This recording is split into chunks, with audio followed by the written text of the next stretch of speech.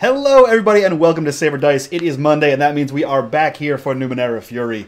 And with me is the usual cast and crew, so let's go around and introduce these fine folks, and then get in to see the death of Silica. I mean, Silica's fate. I mean, she'll be fine. So speaking of, Kenny, who are you? Where can we find you on the internet, and how panicked are you tonight?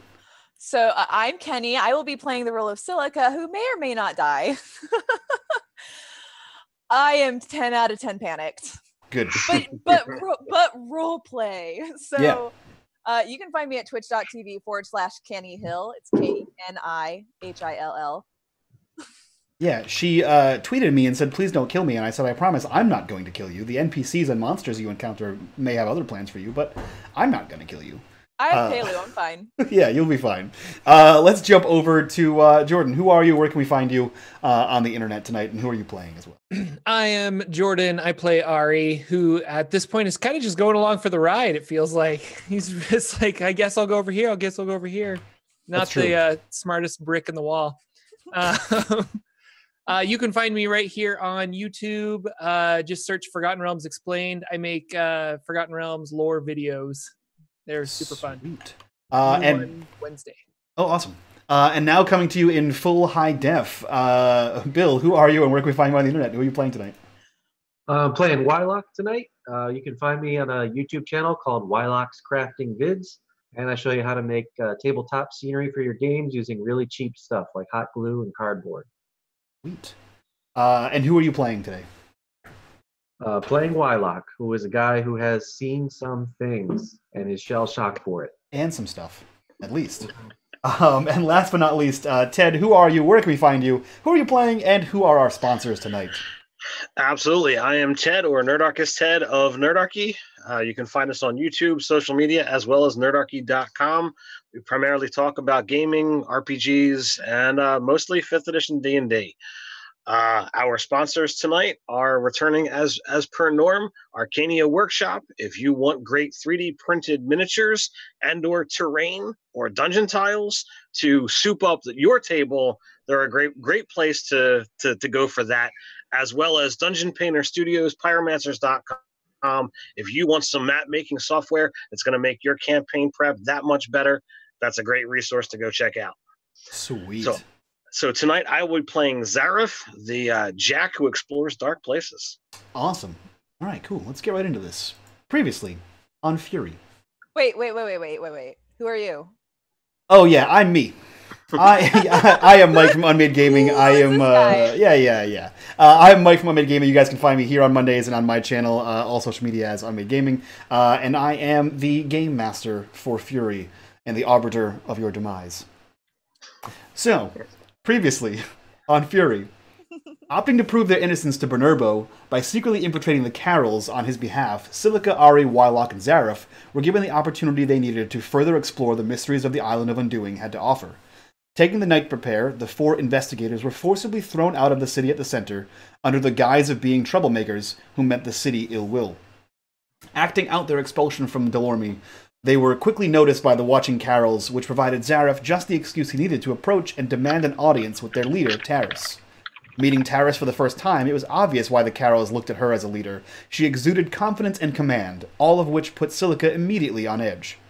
Questioning Taris about her origins, her religion, and the plans of the Carols led her to believe that at least a few of the newcomers would be converted to her side, which gave Silica all the time she needed to weaken the hold Taris held on one of their newest supplicants. Willing to assist, Palu led Silica to one of the metal doors he believed that led deeper into the island, and so it did, as the door fell open, causing them both to tumble inside. Silica, you are flung down into darkness. The walls around you are smooth and silken and have the cold touch of metal as you tumble end over end, trying to get your bearings as you see the door close behind you. You are plunged full on into darkness. And it seems like forever as you roll, scramble, bump into Palu, when all of a sudden you are plopped into a large, barely lit dome of a room, and you land on something pleasantly squishy and soft. Palu lands with an oomph beside you. What are you doing? So can I ask the color? Can I ask the color of Palu's shirt? Sure. Pelu's shirt. Well, I guess you couldn't because he's wearing a blue robe. Okay. So you wouldn't have seen the color of Pelu's shirt. Perhaps if you derobe him, you might see what his underclothes may look like. But that's a different stream at a different time, I think. So, Kenny or Silica, what are you doing in there? I almost want to just let Wyloch handle this one because apparently our portraits sometimes you get overexcited on killing your players. Yeah, on killing your players and accidentally showing them pictures, and you take some pre-workout, and it's great. So Pelu and I have landed on something pleasantly soft. Do I notice any sort of odor? I mean, it's a dimly lit area, so I'm gonna have to rely on some of my other senses in order to kind of get my bearings. I've been tumbling. I'm still trying to let gravity sort of settle me and orient myself to this new plane of existence. What do my other senses notice? You notice it's a sickly sweet smell, not quite pleasant, but not all too unpleasant. As you kind of look around, there is a certain moisture that you realize is kind of creeping up your pant leg, and on your hands as you kind of bring them. And there's a little bit of like a sticky, like a tacky substance that you feel in this liquid. And as you look around you, you see that there are these just large globules of like this greenish looking substance that seem to be all over the floor and walls, and you seem to have landed in one. Gross. Yeah. I want to check. Pelu is okay. Pelu is okay. He seems battered and bruised. Himself. Yeah. Okay. You can roll intelligence if you want to see if he has anything broken, but he doesn't seem to be moaning in any more way than like and rubbing his like lower back where he bumped a few times, but he seems to be okay. If you want to give him a further investigation, you can do so. Has he broken out of his weird like brainwash thing? As he's kind of like you're not entirely sure. He hasn't really spoken yet, so. Okay, well, I'm going to go ahead and roll for it. Sure. I'm going to want to continue some sort of conversation with him. I want to get a bead on where he's at mentally. Yeah, so let's call it a 3, a difficulty 3. Okay. Yeah, so you give him a quick look over, and you see that he's got a few. You can see there's a start of a few bruises, right? And you can see like one of his fingers is bent at an awkward angle, and he's kind of cradling that hand. The other, every once in a while, the other one kind of rubbing his side. He seems to be a little battered and bruised, but other than that, he's fine. He's fine. Okay, so I have no idea where we are, but Pelu, do you know what this place is? I do not. I have never been here. The first time that was the first time I touched the door. I had never seen it light up like that. And you've never heard from Chief Taurus what this place could possibly be? No, we didn't know that the doors even opened. We had no idea. Okay, but I'm sticky and gross. I'm dirty again. Oh yeah, you're super dirty. Oh God. Okay, so that's great. Mm-hmm. And there's a sickly sweet smell. Yeah. And yeah. So is there a tunnel? What are my surroundings? So right now it looks like immediate is just globs. It looks like you're in a dome that is completely enclosed by these weird green globules. Are you looking around and inspecting this place? I'm looking, but I'm not touching. Mm-hmm. Not touching anything. Okay. Yeah. I'm also keeping an eye on Pelu and making sure he's not touching anything. Okay. Mostly because it's just gross. Okay, sure. Yeah. Whatever you got to tell yourself, that's fine. So go ahead and roll me. You don't have any visual bonuses, right? You just have like acrobatic. You can't talk your way into seeing better. I was gonna try. I was going to try. Are the walls pleasant? They're not. They seem unforgiving at best. Okay. So yeah, roll me a difficulty 3 intelligence to give this room a thorough once over. Once over. Got it. We're on the same page here. Awesome. Cool. So first of all, you see this is what your condition looks like currently. Cool. So there's where you are in a terrible dome full of green globules, which looks like fun. Let's let chat get in on this fun time. Where do you get these images? Yeah, you know, I'm pretty good at the at Google. So what you notice as you look around, you find the source of the sickly sweet smell in that as you trace around looking for some way to get out of this room, you kind of examine these globules, and the first thing you notice, which is very off-putting, is that there seems to be something squirming inside of them, like they are some kind of embryonic sac. Far more disturbing is as your eyes continue down the myriad globule orbs, is that the base of all of them, and in fact the thing that you're sitting quite comfortably inside, is the rotting flesh of a creature. There are spiders here. There are red creatures that seem to be humanoid. Well, I mean, what left of their skin is red. They seem to have tails, and they seem to have the normal 2 hands, 2 legs kind of thing. And oddly enough, if you look closely with that mini crit there are people. You're not the first person to stumble down here. Although you have met a better fate so far than these ones. Oh yeah, and I plan on continuing that trend. Yeah. With that mini crit as well, you notice that several of the smaller little orbs around you have burst open. Their liquid seeping out, which is what is slowly soaking up your pant leg and onto your hands and onto Pelu, the contents of which are missing. Glad I noticed. Yeah. So I can see that the other sacs have squirming things. So I can deduce that these burst sacs once contained something that squirmed, which has not entered my line of sight yet. That's true. In fact, with that high of a number there, I think you would notice that there are actually 2 kinds of sacs in this room. The ones that have burst open are smaller, and the smaller ones, you look around, there seem to be like these almost purplish. You're not really sure because the egg is green, right? This weird egg thing is green, but there seems to be this purple like spiraled something inside of it that seems to be a little like spiky. The larger ones seem to be like a very long coiled snake, almost that kind of shape. Both of them seem to thrum and throb a little bit, but the ones that are broken near you are the smaller of the 2. With the spikies? Yeah.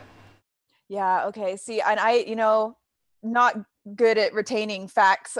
Like biology has left Silica's brain at this point. Yeah. So I don't know where the connection is happening there, but I don't like it. Yeah.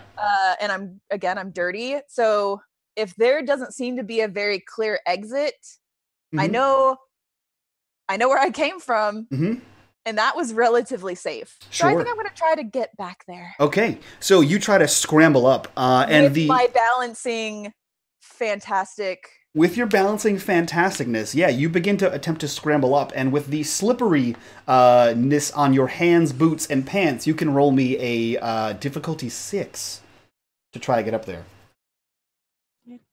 Okay. You are covered in some kind of amniotic fluid that makes it difficult for you to find purchase in the slick, smooth walls. Yeah, no, I'm feeling that. I'm feeling that. I don't think exerting effort at this point is probably worth it. I mean, that's a call you'll have to make. Is that speed? It would be speed, yeah. Yep. Okay. Speed. Difficulty 6. Come on, dice gods.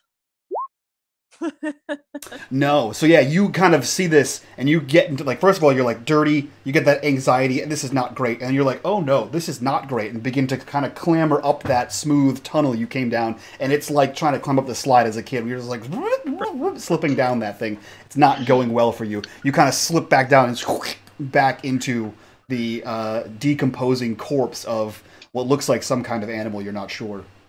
It has like several legs sticking out of it. You're not entirely sure what this is. Perhaps an Angusk. But you don't know. I have no memory of this. Yeah. So, Pelu looks to you and says, "What is this? Where are we? How do we get out?" Trying not to lose my patience here because pleasant social interactions is my jam. Pelu, your guess is as good as mine, but I'm afraid that we might be stuck here for a while. Is there any chance that your Lily person would be here? I don't know. She never opened the door. She was just appearing outside of it. And with that, we'll cut over to Wyloch, Zariff, and Arri. You guys are reconvened inside the town, where you have found a Wyloch on his knees in abject agony for a moment, and then he sort of snaps back to as the pain subsides. What are the three of you guys doing? I thought we were heading off to go find out what happened to Silica. Sure. So you guys have a vague heading of where she headed off into, right? You know that she was headed towards the outer ring that circled, that ran the circumference of Delorme to find her new friend Pelu. So you guys head that way, I assume? Do we have Indeed. that map of all the different doors that were around the island? Yes, I drew a copy of it. Yes. Okay. Yeah. That you do have. In fact, thanks for the reminder. Let me pull up my map that I totally wrote down over here, and I'm going to look for right this very second. So yeah, you guys head towards the outer ring, the circumference of the city, right? Oh, there it is. I did write it down. I'm a great DM. Don't tell anyone. And you are looking for Pelu. You do see several people. I mean, you've only been here for a little bit, right? So you see several people on the outer ring in blue. You're not sure which one is Pelu or if Pelu's here. You don't see the brilliantly blonde Silica sort of waiting or talking to anyone, however. What do you guys do? So what do you guys think? Do we feel comfortable enough to start asking around the village where she went? I'm asking you two. I'm asking both of you, Wyloch and Zariff, do we feel comfortable enough to ask people around here? Because I don't really trust this super creepy death cult. This is a real challenge. It was usually Silica who was the one chatting up everybody, but the chief here. Like I planned that.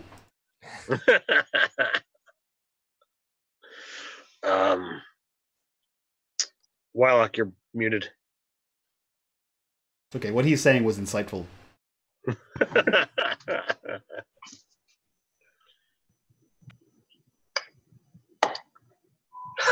Now I'm unmuted.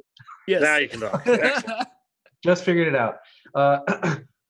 Now I'm still reeling from the mind splinter I got while I was trying to detect Numenera. So I'm kind of huffing along, breathing heavy, and just sort of, whatever you think. Well, we really don't have much to go on. We have a vague direction, and if we start asking too many questions, the wrong person might get the wrong idea. Who gave us that vague direction, by the way? The vague direction. Okay. She said that she was going to go talk to Pelu, and we knew where Pelu was going because they told us that he's one of the pruner people, and the chief kind of shooed him away, like, don't you have duties to do? And that's when we pulled her aside and said, all right, let's go have a nice long conversation so that Silica can go talk to him. Arri gets nailed it. Arri kind of huffs and looks around, looks in all directions. And then he screams at the top of his lungs, Silica! Silica! We're in a big jungle, right? Yeah. I mean, you guys are approaching towards like I said, the circumference of Delorme, right? So there was Delorme was the city at the center, there was a clearing, and then there was a tree line, and that Pelu was headed towards, you were told that the new people are sent to watch the perimeter of Delorme. So you assume that's where Pelu is. You don't actually know that for a fact, but I assume that's where you guys are headed towards.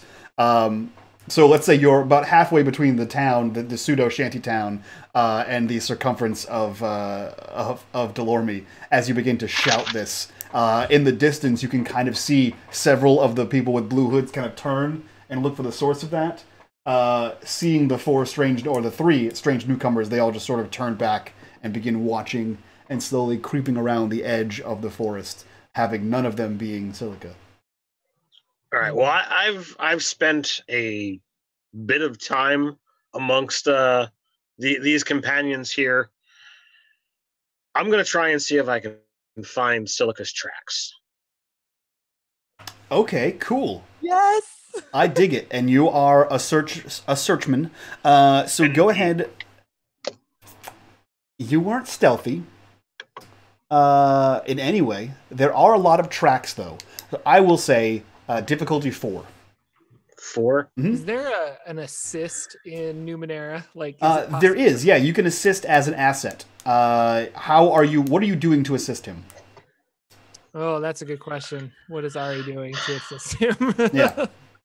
The assist. So we will have a brief conversation to reassure the size of Silica so that we can properly gauge her footprint size. I like it. Okay. And Ari's like, no, she's like this, and then Wyloch like lowers my arm a bit down. Like, no, it's like, yeah, I'm like, yeah, that's right, it's like this. Yeah, there's an intellectual debate on the merit of sizes, shoes, heights, and otherwise. Yeah, at least. Okay, so you can have an asset with whatever help that Arri is able to provide. Oh. Whee! Okay. There we go. Wow, it's gonna be a great night. That's a good start. Okay, so you are wandering through the jungle. You sort of avoid the central ring, knowing that you don't see her there, which, you're smart enough, that the three of you combined are smart enough to realize that she probably either went to go talk to him and lured him away, or she went to go talk to him and has wandered off by herself. And with her flighty penchant for remembering things, it's possible that she wandered off by herself, thinking that she told you to come catch up with her. So you begin to wander off into the jungle. For the better part of an hour, you search for her. And in that hour, Silica, you in the dome, you and Pelu. Turns out, retreat doesn't seem to be an option. No. Yeah. No. It is at this point that you slide back down and into the corpse again, that you feel a slight wriggle on your backside as you feel something uncomfortable and it kind of jostles you, and as you leap to your feet and stand, you see there is a like 18-inch serpentine purple looking slug sort of moving around, trying to climb up your back. As you jump, it flops to the side. You see that there are several of them that have burst forth from their encapsulations, and as you kind of look at them, their teeth go to as they try to pull in, and you see that there are tiny little like feet or something on their bottom that sort of squelches them forward along the floor. What are you doing? Gagging. Mm-hmm. First. Mm-hmm. I'm a lady, okay? Yeah. This is not the kind of adventuring I thought I was signing up for. Yeah, no, I know. Somebody in chat mentioned making fried eggs. I feel like at this point, fire is not a bad option, and I'm wondering if I have a torch, because this is dimly lit, so I feel like I could justify needing fire. Yeah. Do you have a torch in your person though? It's a good question that you ask. I know I have an explorer's pack. I believe you even were dubious. Torches. Yep. I was gonna say you were even dubious, and I think you listed out all the things in the explorer's pack. I did. Yeah. So because I don't trust you. That's fine. So you kind of bend down, pull out your flint and tinder, and you begin to strike your torch over the sound of periodic dry heaves from yourself and Pelu. Palu's not having any of this either. No. The slug was what did it in for him, and the fact that you guys are sitting in corpses is probably not helping. It is over the sound of the dry heaves that you finally, and you strike the torch that you hear.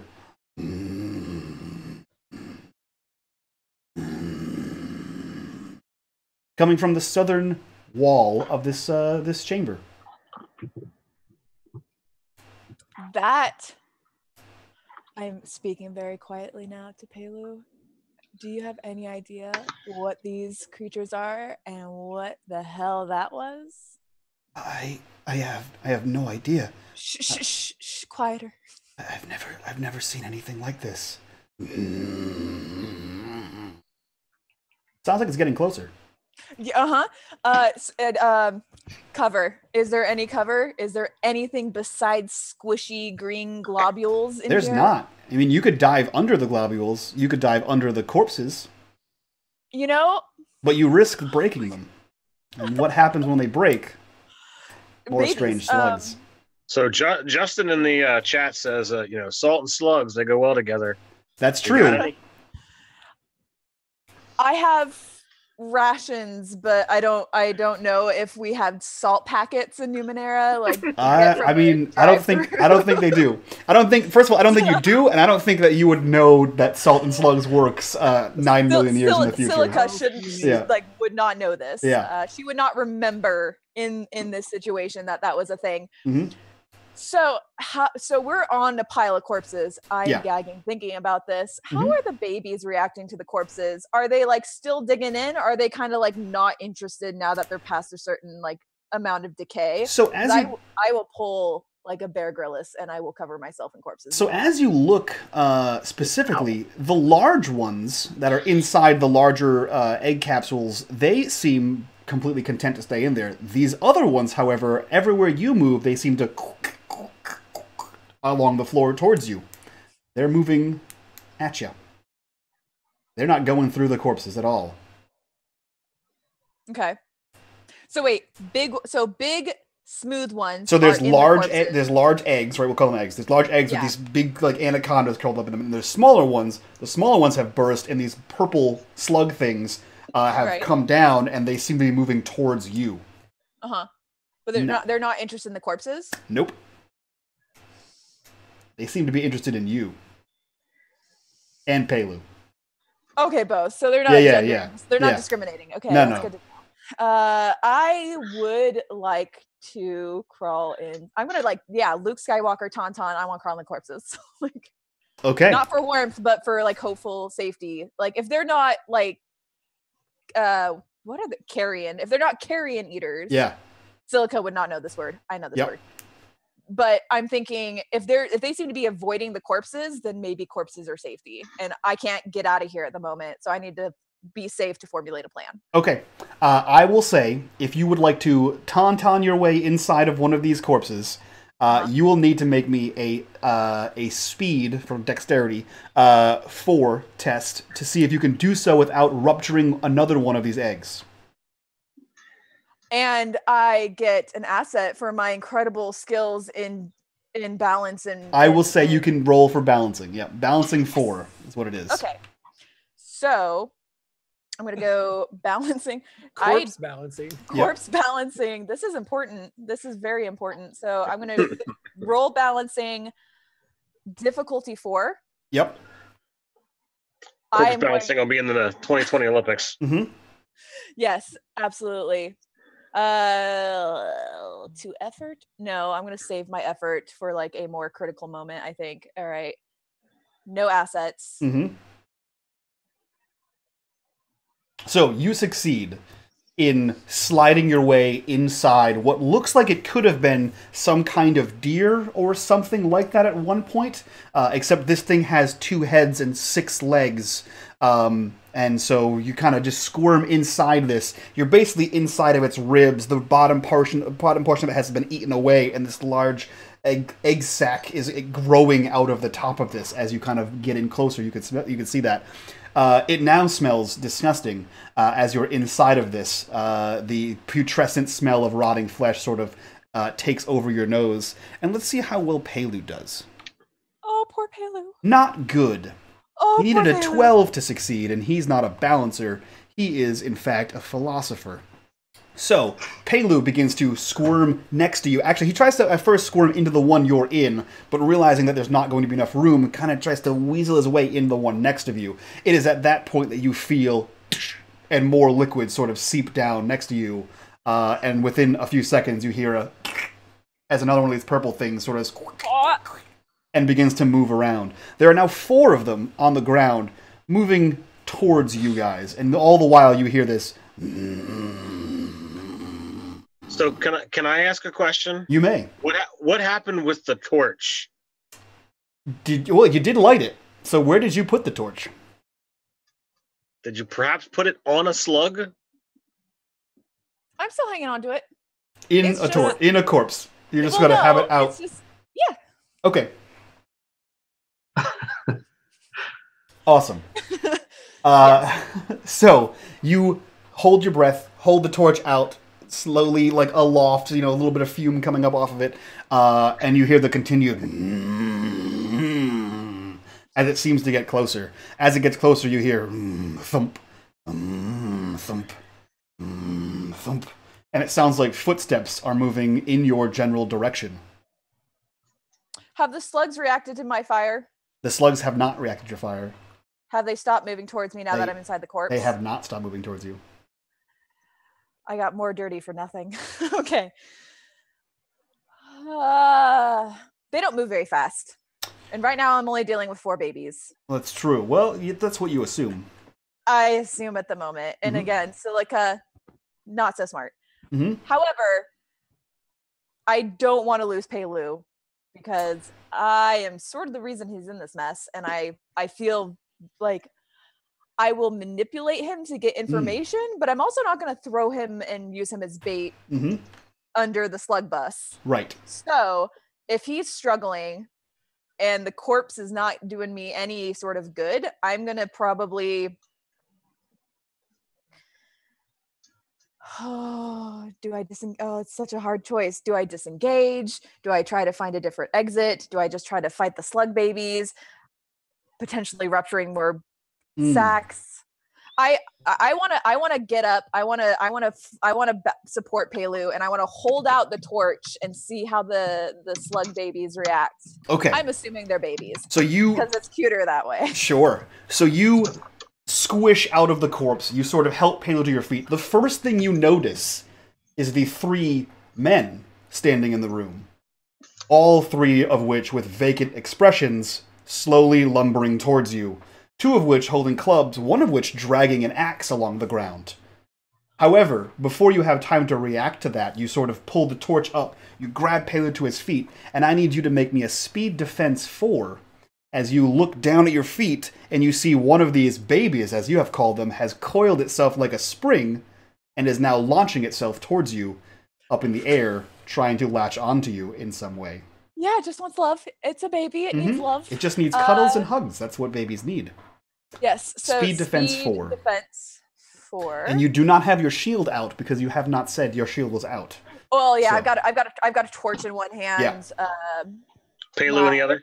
And a Pelu in the other. And a Pelu, and like my forearm bracer is like my stabby.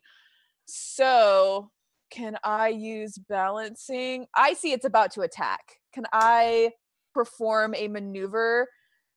Not today, Satan. I will say this. You can use balancing to get yourself out of danger, but that requires you to let go of Pelu. I would not do that. Silica would not do that. I would do that because I have some sense of self-freaking preservation. Silica would not do that. So okay. I'm just going to roll a basic... Yeah, spinning him out of the way is cumbersome and bulky and would be difficult for you. Yeah. All right, and so that's a difficulty of... 4. 4.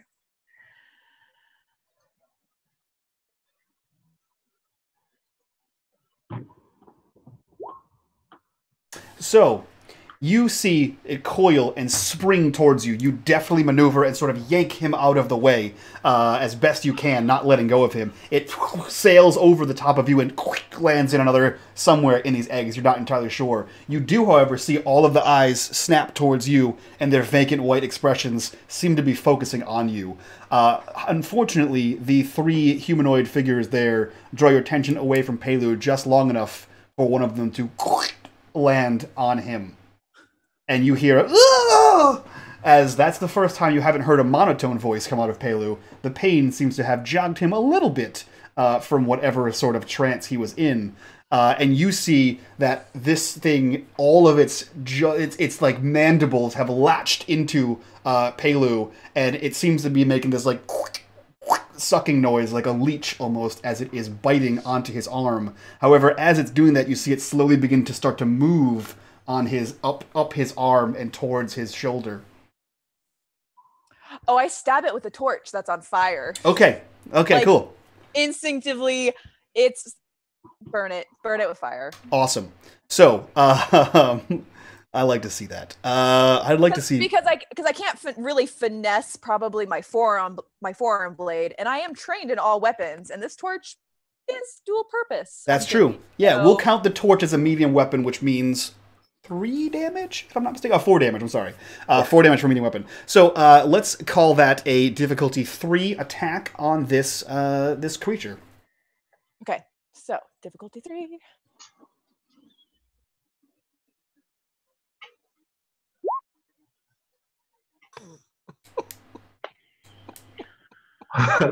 So you take the torch, you have Pelu in one hand, the torch in the other hand, and you immediately start to take the torch and bring it up to sear this thing down. And it is at that moment that you bring your arm up and are distracted for just a second as one of them latches itself onto you, and you feel the stinging bite of this slug creature chomp into your ribs, and then you feel its like weird suctiony feet begin to slowly towards your back.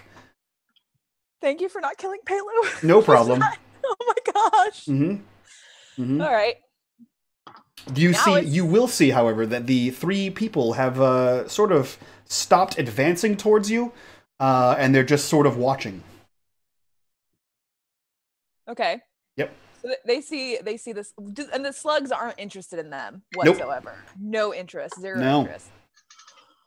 They seem to be all focused on you two for some reason. Probably because we're alive and they are dead. Silica may be dumb, but she ain't that dumb. Hopefully. So I now have a more pressing issue with the underarm slug. Mm-hmm. Slowly moving its way towards your back.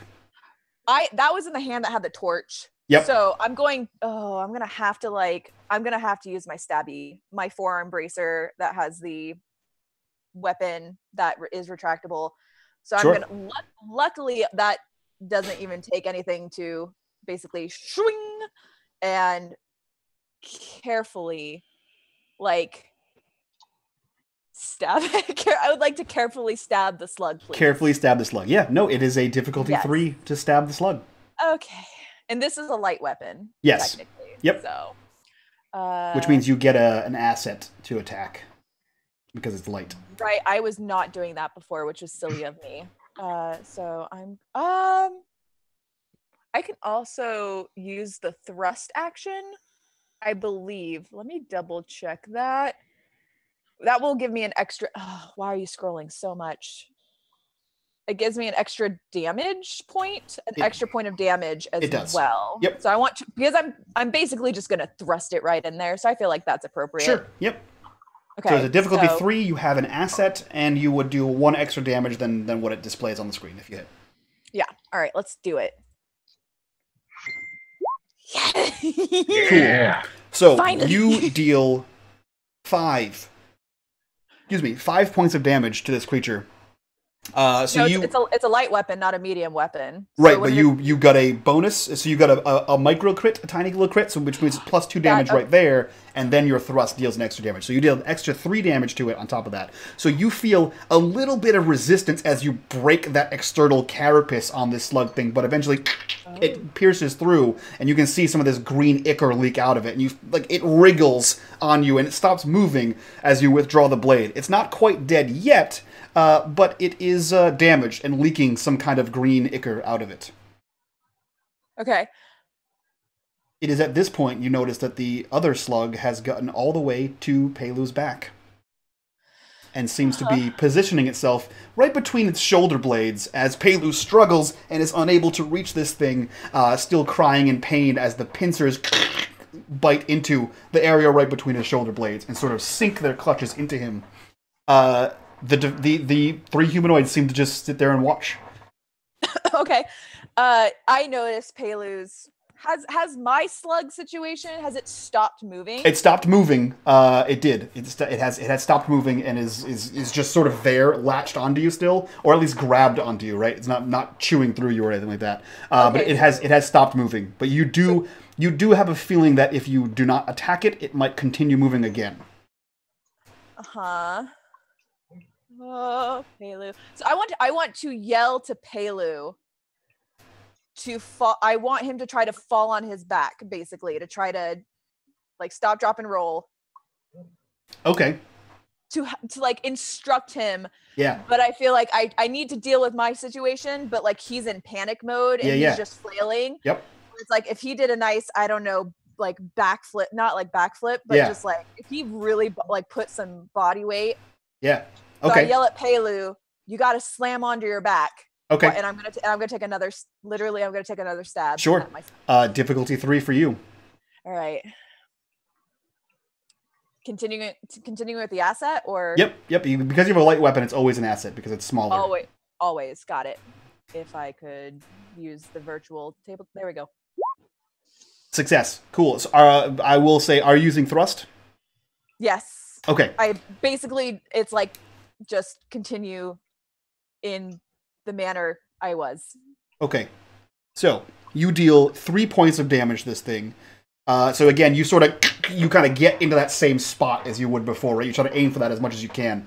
You see it like wriggle. If it made a noise, it would make one right now. It is holding on by the barest stretch of your skin, just kind of clamped on there as it's writhing in pain.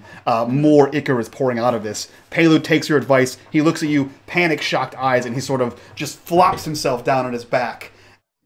And unexpectedly, you hear him howl out in pain, as if that action actually hurt him.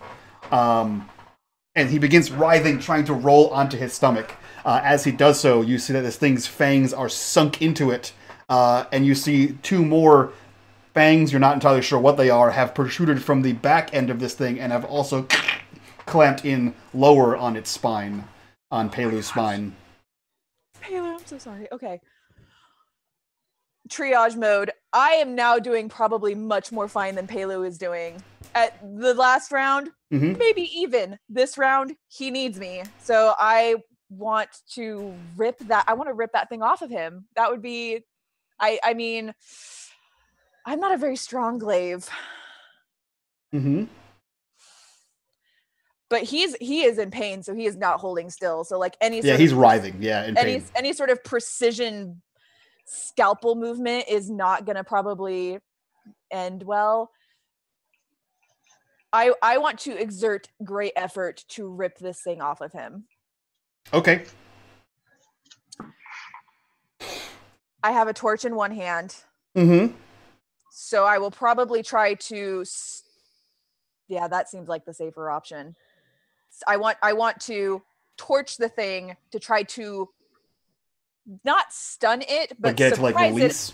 Yeah, to just be like, if these things could gasp, that would be like the sort of like just that muscle and just rip it off in the same. Okay, so you take the torch, you sort of disregard this thing hanging on there. You're like, I'll deal with that later. You take the torch and you begin to press it rather aggressively to this creature. To hell with you, slug. Exactly. Attack flourishes probably don't do anything for me right now. Nope, not quite. There's no one to be impressed. You press it to the back of this slug thing that seems to be latching itself to Pelu's spine, and the moment the fire comes in contact with it, you see Pelu arc his back and scream as if you are burning him. I don't want to hurt him. It seems as though whatever you do to the slug hurts Pelu. I'm too late. It's like straight out of a Stephen King novel. I read this one.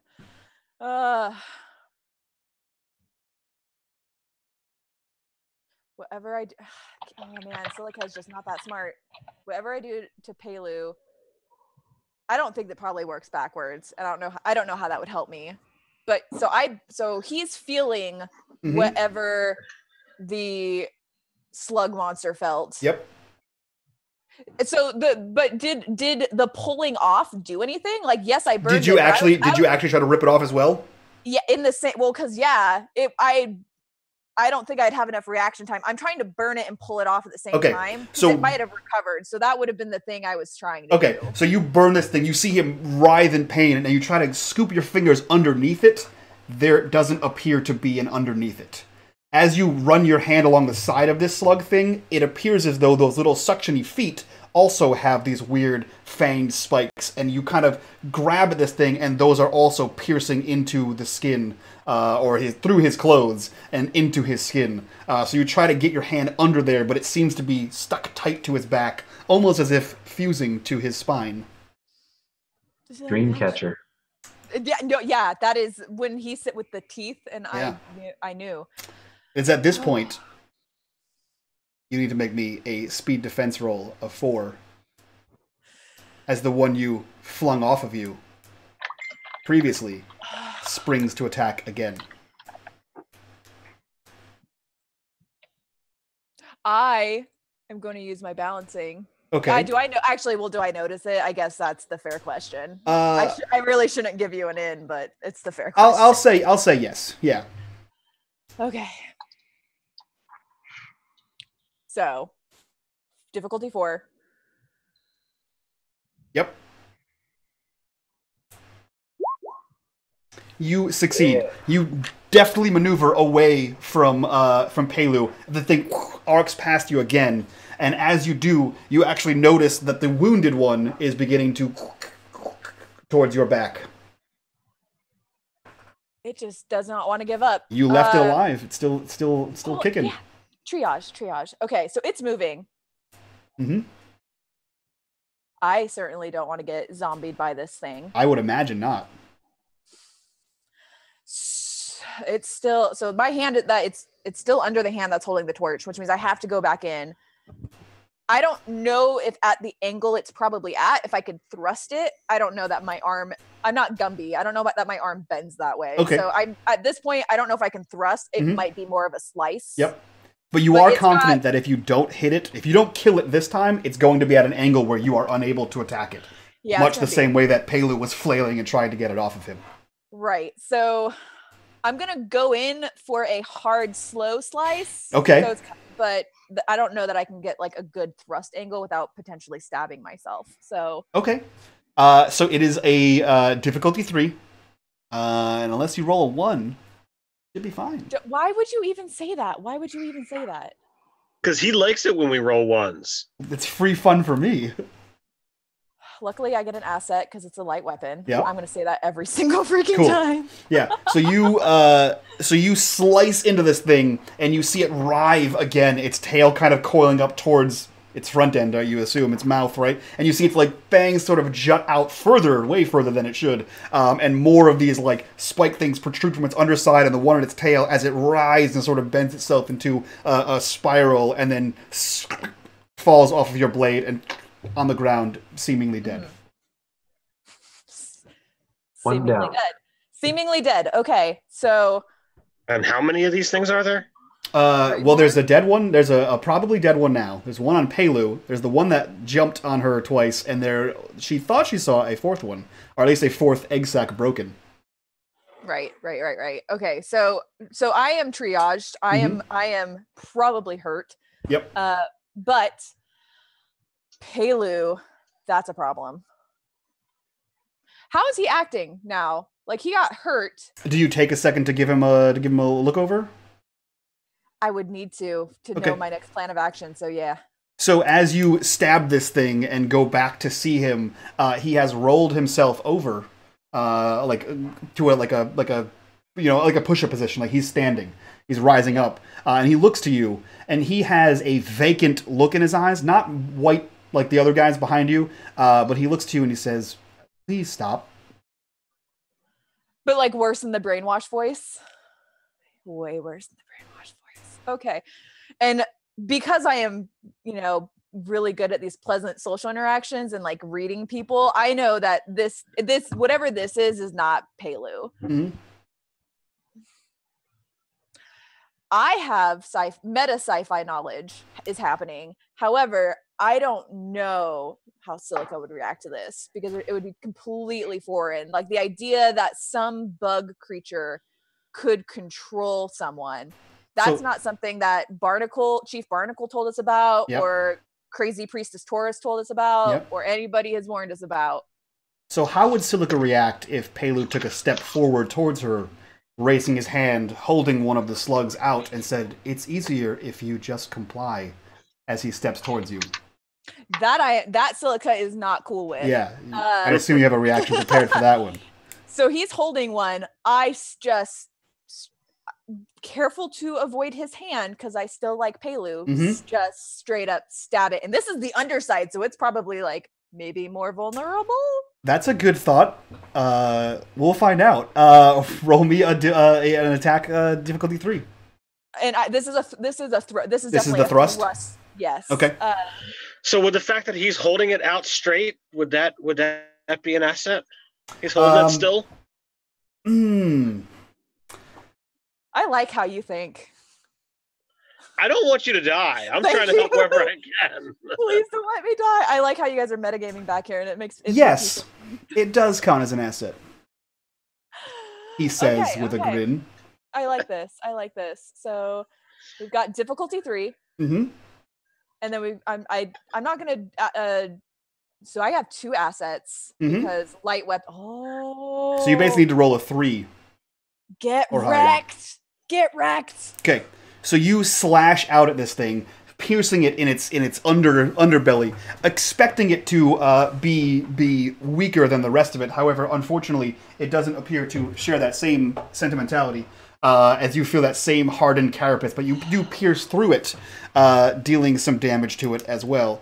Let me see, that one's gone. As you sort of into this thing. However, you're careful not to go too far because you don't want to actually reach through the other side and pierce into Pelu's hand. It writhes under the blade, and you see that its tail sort of snaps up, and like you see the pincers sort of come out of it like an earwig as you try to yank your hand back.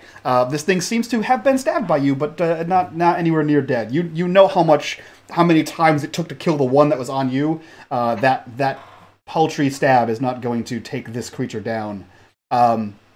As you stab and appear to resist Pelu's advances towards you, you see that the 2 men with the clubs begin to circle around the dome in a way that would surround you, if not taken care of. Yeah. Those a-holes.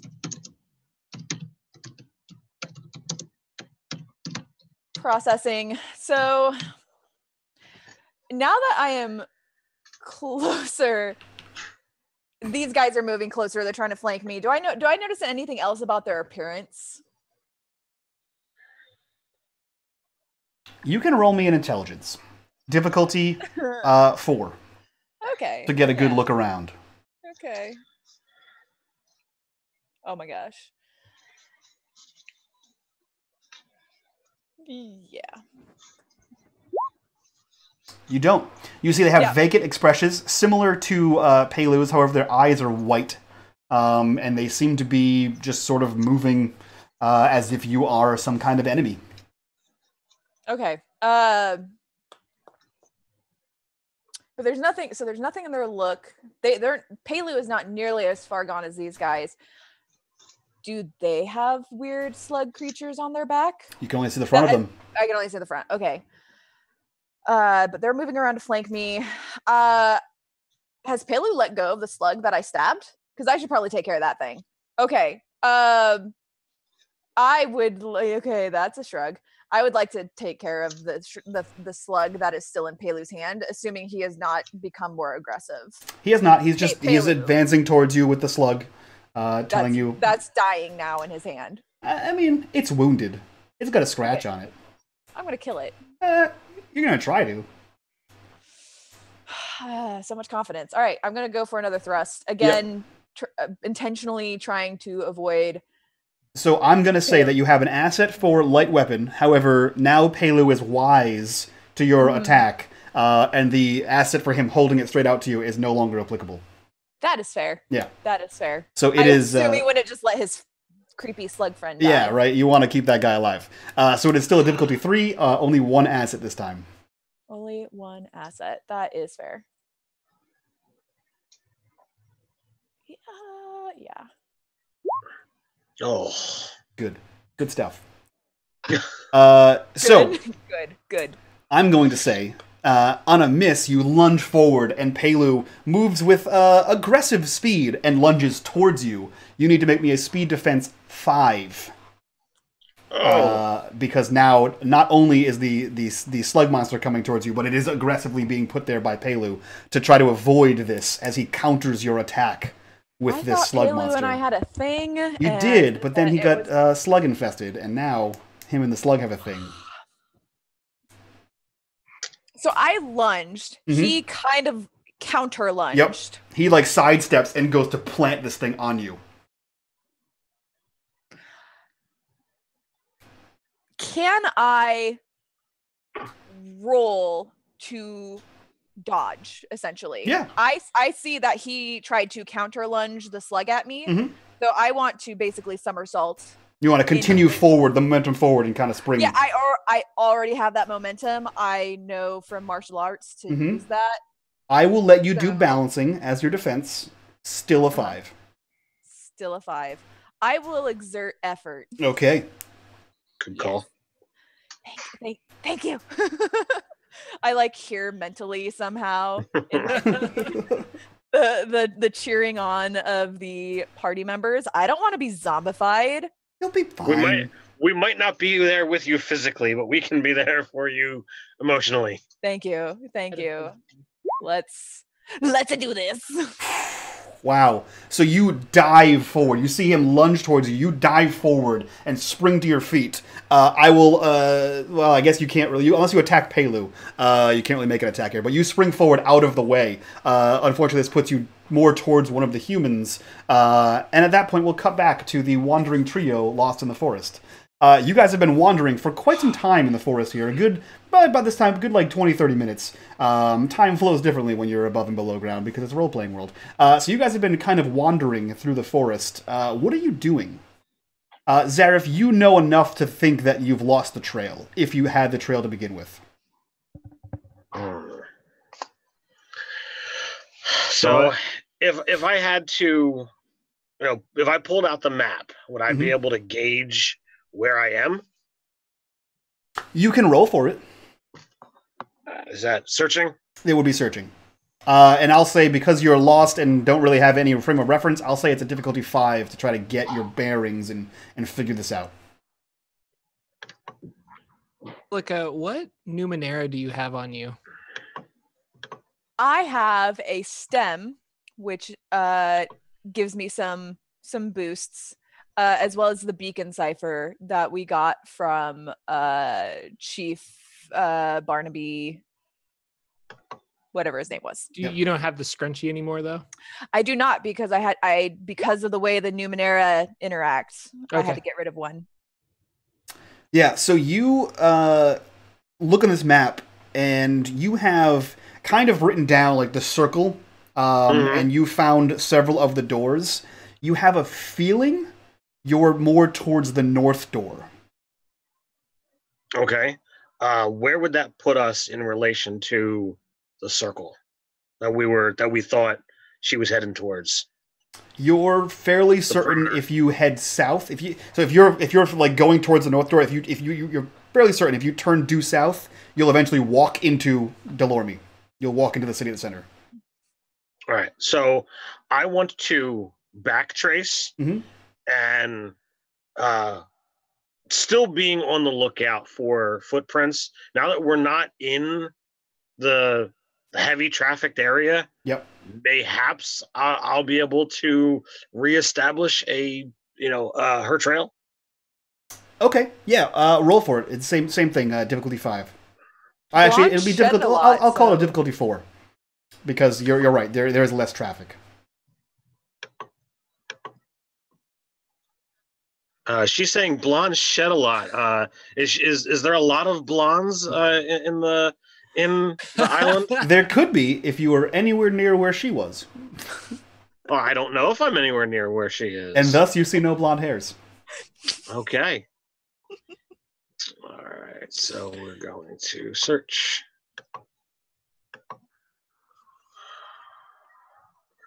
Set 4. Bang. Awesome. You pick up a trail of small, effeminate footprints, and you begin to follow this. However, well, before you begin to follow it, you realize that it leads in the opposite direction in which you intended to go. This leads more towards north, like you're going towards the north door, which you expected you were going towards. You can follow these footprints, or you can turn around and head back to the city at the center. So, Arri, Wyloch, if we look here, these boot prints are different than the ones that we were seeing earlier, and I kind of look back to whether the boots we saw earlier were more flat. These ones have that bit of heel to them. We must not have realized that she had a pair of nobles boots that she's been wearing. So I think that we should follow these tracks northward. I grab Wyloch and I'm like, Wyloch, you know Numenera. Can you use your extracircular perception to zone in and hone in on the Numenera that she's holding on to? And maybe we can figure out a direction, a sense to go. Not that I don't trust Zariff, but we've been walking around in this jungle for a long, long time. That's a bit beyond my abilities. And so to this point, I've just been following along, recovering from the pain, but now it's fully worn off. I effectively haven't been helping with the tracking or even seeing where we're going. But what I'd like to do is go partially out of phase, and now I can see things in 6 dimensions. So everything that was and everything that's ever walked through here, I can see like a ghostly trail of it, that it was here or that person was here, whatever it may be. It's hard to discern because there's a whole lot of trails, but is there a chance that I could see Silica went through here? So when anyone else would track with footprints, I track with their temporal signatures instead. You can go out of phase. You can spend your intellect points to do so. Slowly phase out. Just first of all, describe what it looks like for everyone else, and then once you describe that, go ahead and roll me. I'll say, because it's weird, I'll say a Numenera 5. Okay, so what it looks like when people are looking at me? Yeah, what do they see as you go out of phase? Oh, like a split version of me appears 3 inches to the right, and it's like 20% opaque. And all of me goes black and white, like you see right now.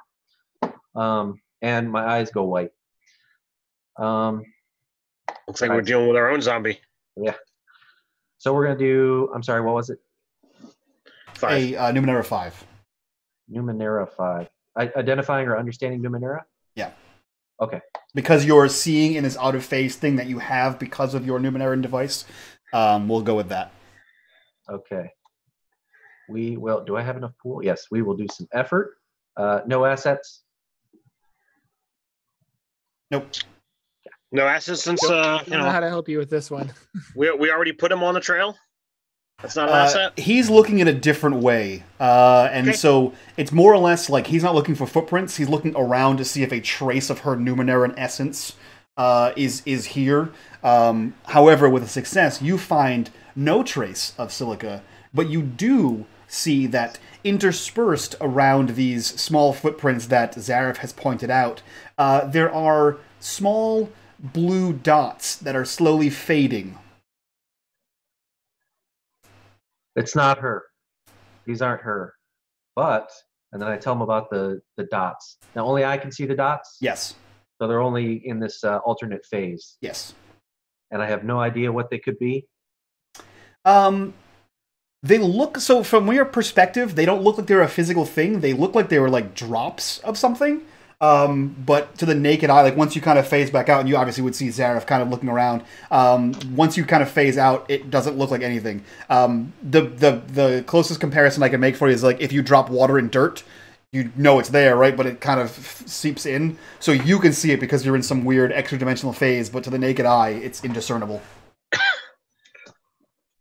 So if I pull out the map, you know, can I speculate what kind of, what kind of destination these footprints might be heading towards? Yes, your best guess is they are headed in the direction of the north door.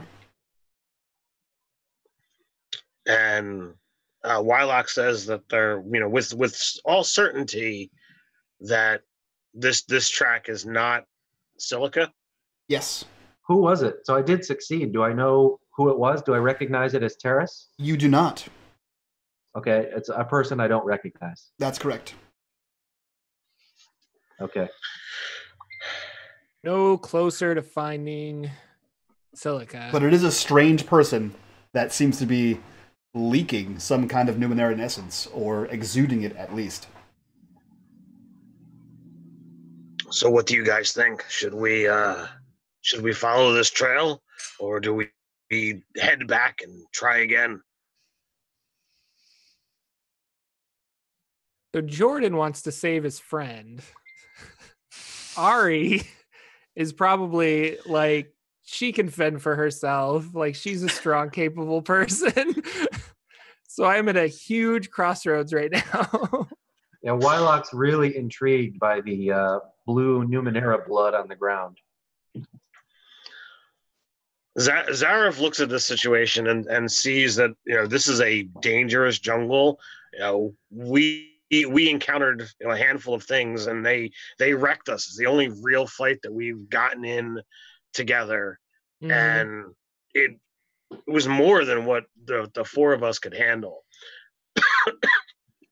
So, like, he's really interested in trying to get us back together so that we can complete our mission, and he's kind of worried about Silica. I can imagine. And we should return to the Carol village. I'll see if this goes there. And then we know which direction she went from the village. I'll see what I can see from there. I love it when a plan comes together. So where are you guys headed? Sounds like we're heading back to town, or back to the Carols. Okay. Is that the consensus? Try to search for more footprints, or I'm staying out of phase to see. Get out of your phase thing again when we get closer to there, and maybe you can find Silica. He says he's staying out of phase to see if we can possibly get on the trail of her sooner. Okay. So Zariff, you're fairly confident, right, that if you turn about face and you walk in the opposite direction of which these footprints seem to be going in, you will make it back to that clearing in the center, and from there you can easily find the Carol village. As you begin to walk, Wyloch, you notice that there are less and less drops. Okay. Zariff, roll me. I'll call it a 3 because you've already identified the footprints. But roll me a search 3.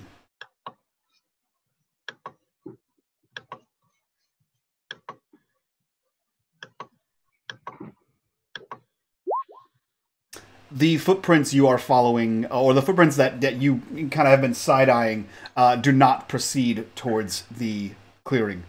They seem to bank both left and right. They split in 2 different directions.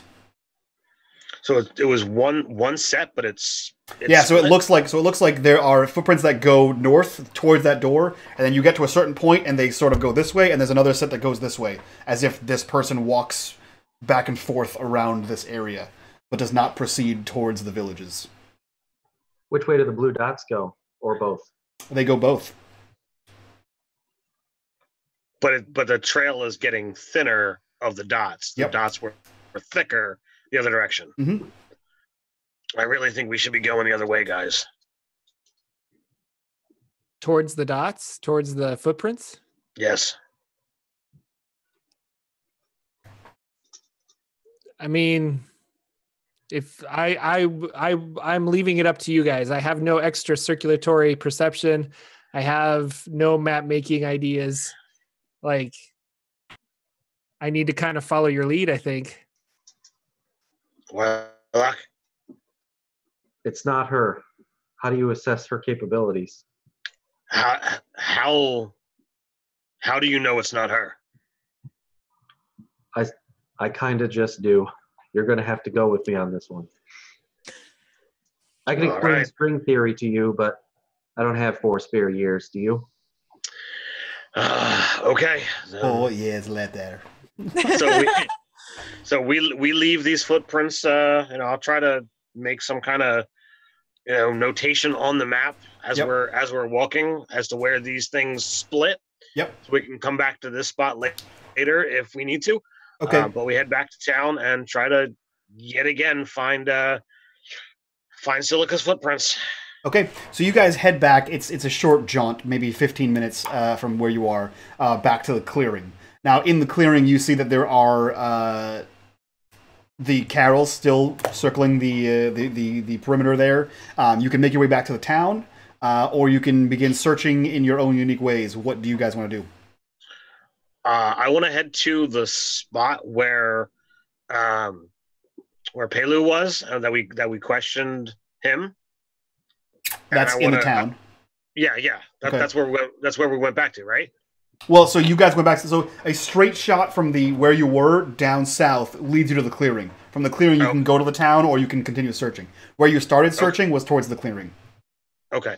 Well, then I want to take a few minutes, and I want to try and here in the clearing and see, like, do a thorough check at the footprints, and like clearly, she had to go in the direction of the perimeter.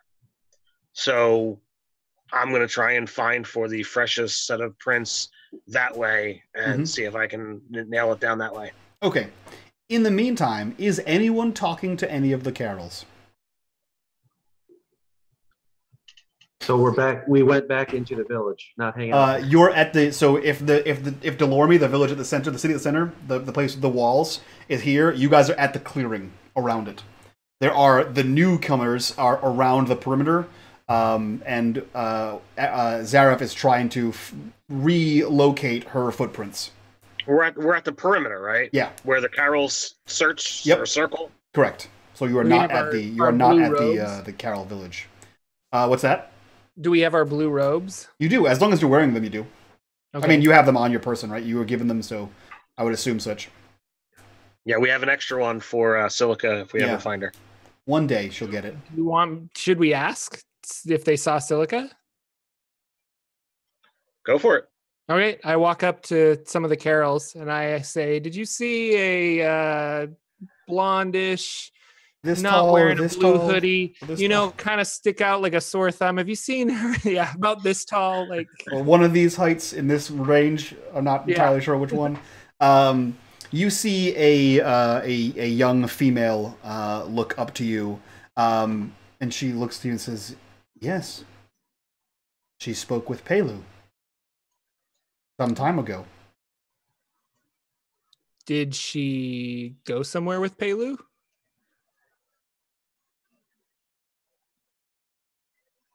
I don't see where Pelu would be. Is Pelu not in the village? Well, you're in the perimeter. Oh, we're in the perimeter, so that's a dumb question. So she looks around the perimeter and says, "I don't see where Pelu would be." Do you know where our friend is then? Pelu watches there, and she points you across the way a little bit to where you see. Arri might not see it, but someone might see that they are interspersed at intervals, and there looks to be a much wider gap where she points between the two blue people. I kind of look at out of phase Wyloch, and I'm like, "Can you go investigate over there?" Yeah. So the last thing I saw, they were in the tent, and I was walking off with Silica, but then I turned around and tried to scan the area to see if I could detect anything. Yep. So I know which way out of the circle she went. No. So you were in the village, right? Silica went to the circle to find Pelu, and then went somewhere else. So the village is not in the circle. The village is in the woods somewhere. So she left you and went to go find Pelu, found him, and then walked away. Okay, so I did not see that. All right. Yeah. Okay. All right. I don't say a word. I just give you a look, and I walk over there. And now I'm concentrating. I'm actually gonna.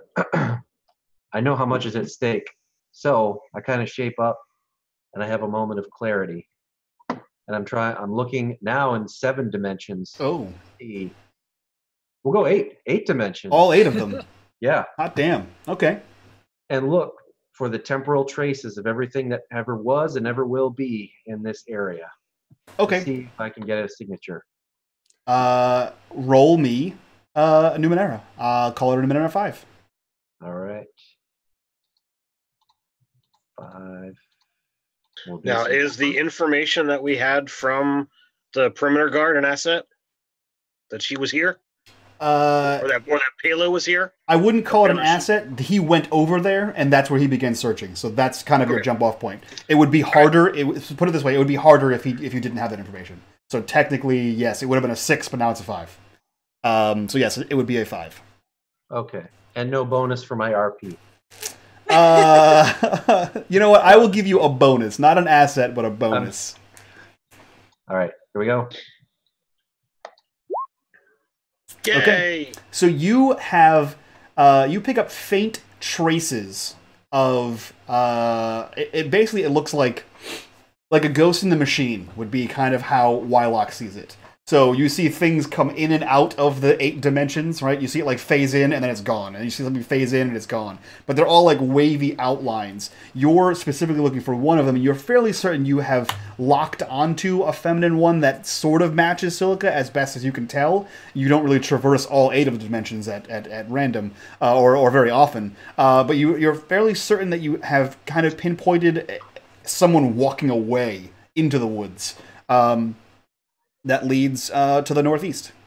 All right, I don't turn. I keep trained on it, and I signal to the guys behind me, and then I follow that signature as best as I'm able. Okay, Arri and Zariff, you see a signal come. He's got the scent. So as I head over, I would have probably gone over as well, trying to see if I could nail down a set of tracks as well. I trust Wyloch, but I also I'm always looking at my own abilities as well. So as he says it's this way, I want to try and see if I see footprints to confirm. Okay, searching for me.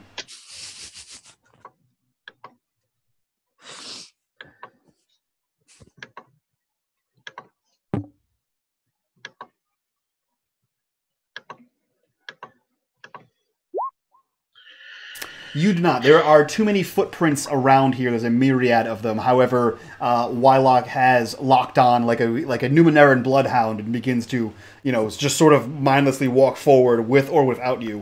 Well, I follow him, but I'm trying to find the trail. Okay, so you continuously look through, especially as the footprints begin to thin out. The best you can do is there are several small tracks of footprints going and coming from this direction. You're not entirely sure which one, if any of them, are Silica. However, Wyloch, you begin to bloodhound towards this direction just in a straight line, and it's about 15 minutes in, almost as if it was another concentric circle, in which you begin to see these small blue dots. Okay. As you find them, the blue dots go to the left, they go to the right, and they go forward. Okay. And they're increasing in frequency? As they go forward, they are. Okay. But these, I do see the ghostly, I see the trail of what I believe is Silica. Yes. Okay. All right, so I'm proceeding forward. Okay. But this is not the spot we were at before? This is a different one entirely. Okay. Yep. Arri, what are you doing? I have got my hammer out because I'm now scared of spiders, thanks to Zariff bringing it up earlier. That's fair. And I'm kind of probably sticking on the coattails of Wyloch. Okay. Really watching out for him because he's not paying attention to anything but this. And so I'm kind of looking to the left and the right, trying to make sure he's safe. Cool. go ahead and roll me a... in fact, I think, Zariff, you would be also paying... Actually, Zariff, would you be more concentrated with the surroundings or finding a trail? After a while, if I haven't nailed down the trail, I'm going to trust in my companions. And as I had previously mentioned, this place is dangerous. So it's, it's probably a much safer route to be on the guard for any denizens of the forest, rather than trying to assuage my own ego and look for the trail. Okay, awesome. Then in that case, I'll take from both of you a searching or an intelligence, a difficulty 4.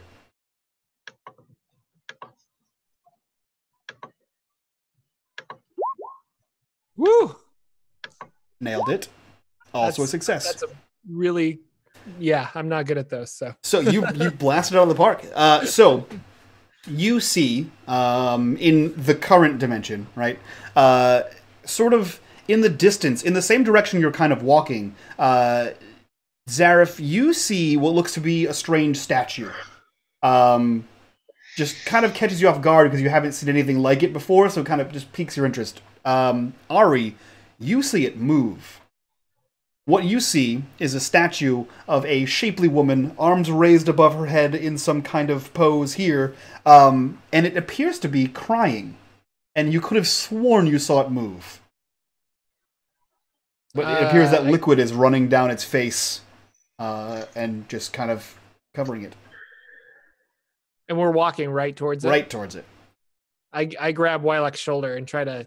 But he's out of phase, so I don't know if this works, but I try to, like, slow him down. Yeah, so it's that same kind of, like, putting your hand through, like, putty, right? As you kind of grab onto him. He's insubstantial, but you're trying to grab as much, and it's just sort of, like, kind of moving through him. Very slowly and very awkwardly, but, Wyloch, you are able to feel things when you're kind of in phase. You feel this, at least this pressure, this increase of pressure or change in the atmosphere as he begins to grab you.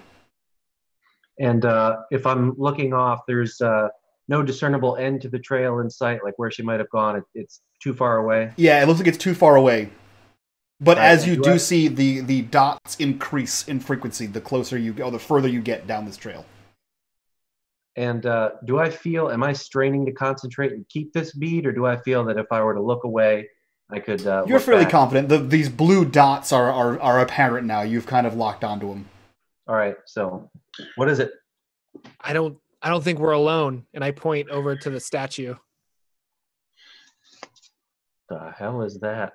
You see, as your attention is dragged over to that, you see the same kind of thing, except this thing exists in all of the phases. And you see that running down from its eyes, neck, arms, chest, body, everywhere, is these blue rivulets of some kind of liquid just continuously running down it. And do I think this is like an anoetic or an occultic, maybe a more powerful Numenera, or an artifact even? You're not entirely sure what this could be. But so what I will give you with your current knowledge and rolls is that you think that these blue dots and these blue streams of liquid might be one and the same. Okay. So this might be the thing making those dots. But okay. So I relay that what I think, that they're coming from the statue. I've seen them here, and I've seen them on the previous trail. But is this a diversion, or is this, something to assist us? Who knows? I swear I saw it move. I swear I saw it move. And I kind of like whisper it to the guys. I'm like, because I don't want it to overhear. Fair. And how far away is it? At this point, it's probably a good 30 or 40 feet away. Okay. I look at it. Is it moving? It doesn't appear to be moving. It seems to be stark still. It's just crying. Yeah, well, I mean, so you see that it's the shape of a woman, right? You see it has features, and there are blue streaks just coming down from its eyes. Whether it's physically crying or not, you can't really tell. I think we should continue on the trail. I want to check it out. Fortunately for both of you, it's in the same direction you were going. Oh, well, then that makes things a lot easier. Yep. I thought it was like we're heading this way and it's off there. No, it's right in front of you. Like it's just like if here's the trail, it's just off center of the trail in the woods, just sort of staring at you as if a statue could do such a thing. All right, well then we head towards it. I'm going to try to keep an eye on it, just to Arri saying it's moving. I don't want this thing jumping on Wyloch or Arri or myself. That's fair. I wouldn't either. So you begin to move towards this thing. As you come within 20 feet of it, Wyloch, you hear in your head, in a very pleasant, sultry tone, "Why are you here?" We're trying to... I've kind of forgotten.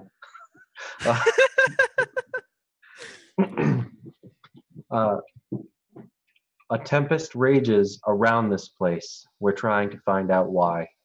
Do you say this out loud or in your head? In my head. Okay. It responds in your head and says, "My matron has been disturbed." What is her name? Devola. Devola. Have we heard that name before? You have not.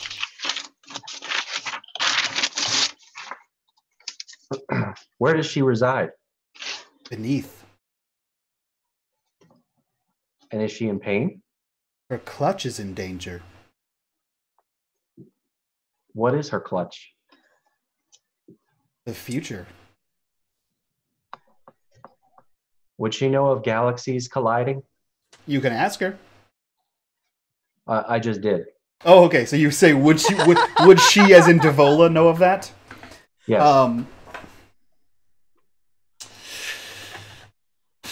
Would she know of galaxies colliding is an excellent question.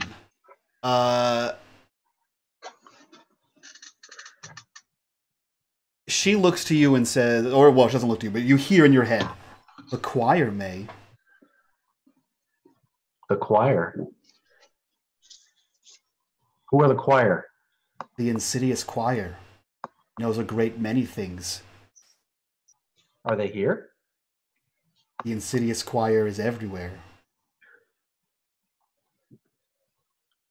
All right. I'm trying to figure out the right line of questioning that I would ask a statue whose matron appears to be... Things you never thought you'd ask. So once again, so Ari's next to me? Yeah, all of your friends are currently next to you. So I pull off his cloak and I say, Oh God! "What do you make of this?" Towards his arm? Revealing the symbol on his arm. The subtle, pleasant voice seems to waver for a second, and it says, "The insidious choir spreads far," in a more aggressive tone. This is not Devola's symbol? This is not. Do you consider it a profane symbol? Yes. All right. So I motion to Arri, put your cloak back on. I nod to him as if to... The choir means to doom the island. Why? That we must find out, my matron and I. And who are you? I am the lily. What is your purpose here? I assist the matron. With? Care of her clutch. How was the future put in danger? If the clutch is destroyed, the future of my matron is destroyed. You're suggesting time can be destroyed? My matron cannot defeat the insidious choir. What can we do to help? Stop the intruder. Does the intruder have a name? Unknown. Does the intruder have an appearance? Unknown. Does the intruder have fire? Sorry, I didn't actually say that. Unknown. So he Wyloch was walking forward. As he got close to the statue, he lifts his hand, does this, and just stops. And then eventually he takes off Arri's cloak and then nods at him to put it back on. Is the statue doing anything? Not a thing. It looks like a statue, and all your friends look like they're goddamn crazy. I'm telling you, it moved. Wyloch sees it. Wyloch, what is going on? I break for just a moment, and I explain. That symbol, it's terraces. It's not native to the island. Somehow the tower's been tainted. Okay. Can you give me a little bit more information? The Carrolls are the ones who did it, and this statue appears to be sentient. It goes by the name the Lily, and her matron is Devola. Now, I have notes about Lily here. Was that only a conversation that Silica had with Pelu, or was that okay? That was in fact, I mean, just for chat, really. That is a conversation from the previous episode that Silica had with Pelu before wandering off into the woods. Okay. By herself, like an idiot. Okay. So can this statue help us find Silica? All right, and I turn back, eyes go white again. Do you have omnipresent knowledge of everything going on this island? No. What do you know about the 5 doors? That there are more than 5. All right. Do you wish to stop the intruder? We wish to stop the tempest surrounding this island. If stopping the intruder will do that, then yes. If you wish to stop the intruder, come with me. I look around and I motion toward the statue as if I expect her to move. And she does. The statue, so it doesn't actually like move. It stays in statue pose, right? It just turns and begins to flow forward. And you see these, as it turns, and you guys are now a little bit closer, right? You see that these blue rivulets of some kind of liquid are just cascading down it as it moves forward, and you see like bloop, bloop. So they hit the ground. the moment that it starts to shift, because I didn't hear any conversation. This is all happening in his head. Like I draw an arrow and I'm getting ready to fire, but I hold myself back as Wyloch starts following this thing. Put the arrow back in the quiver and grudgingly, grumble a little bit and start following him. Yeah, remember when exploring caves were fun? Get wrecked.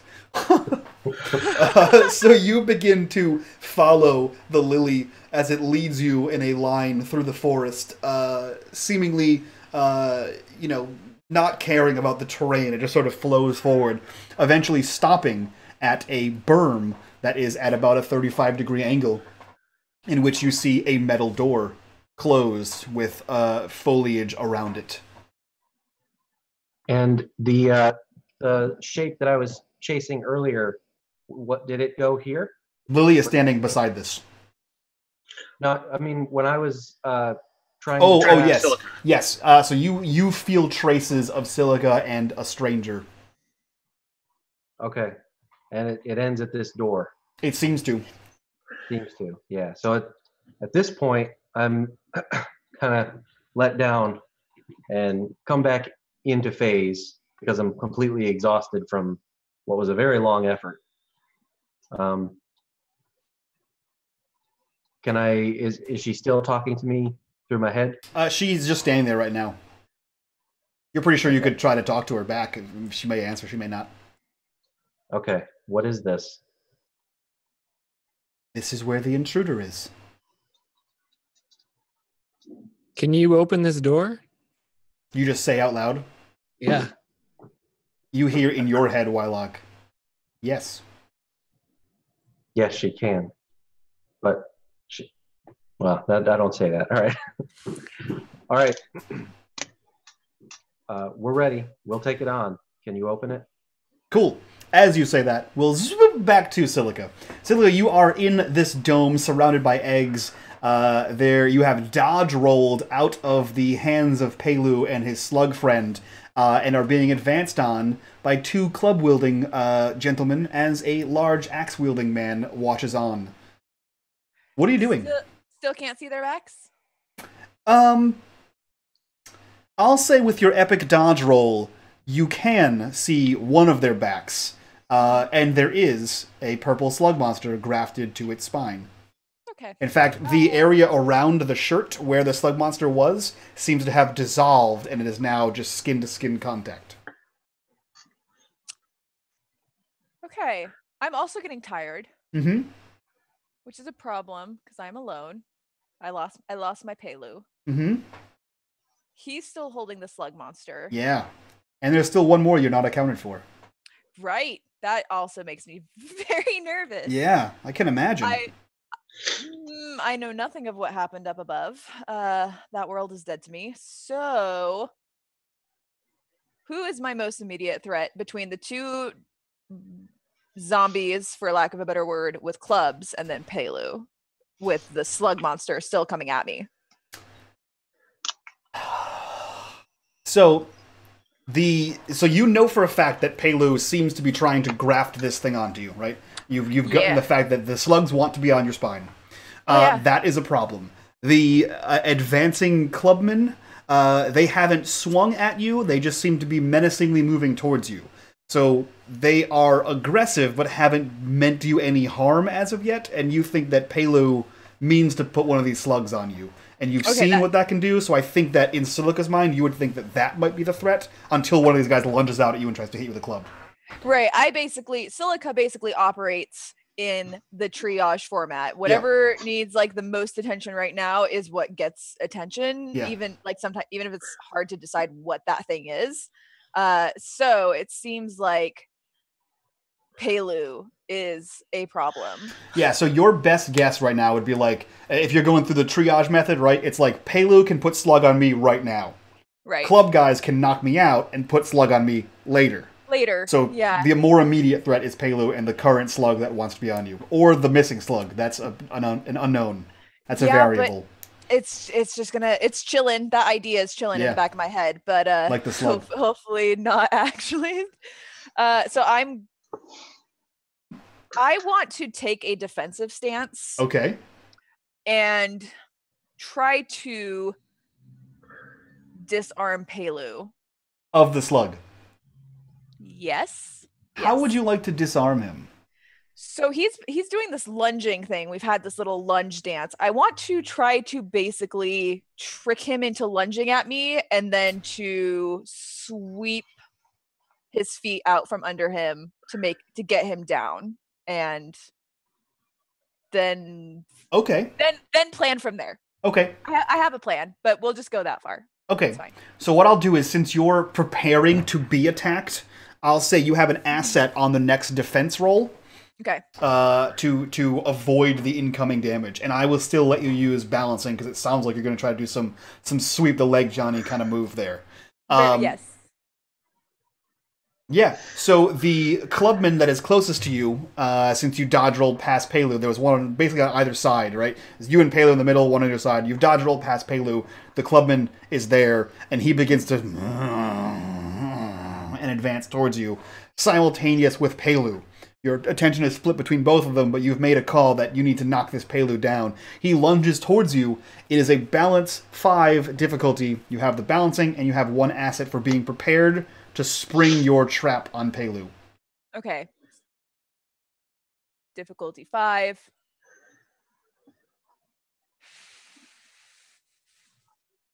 Sorry, I was considering effort, 1 asset. You can spend all the effort you'd like. Yeah, it's just, it's a valuable commodity. I know. And so I don't have any bonuses though towards this. So bonuses would just add a +1 to the dice roll. Oh, okay. Yeah, asset reduces the difficulty.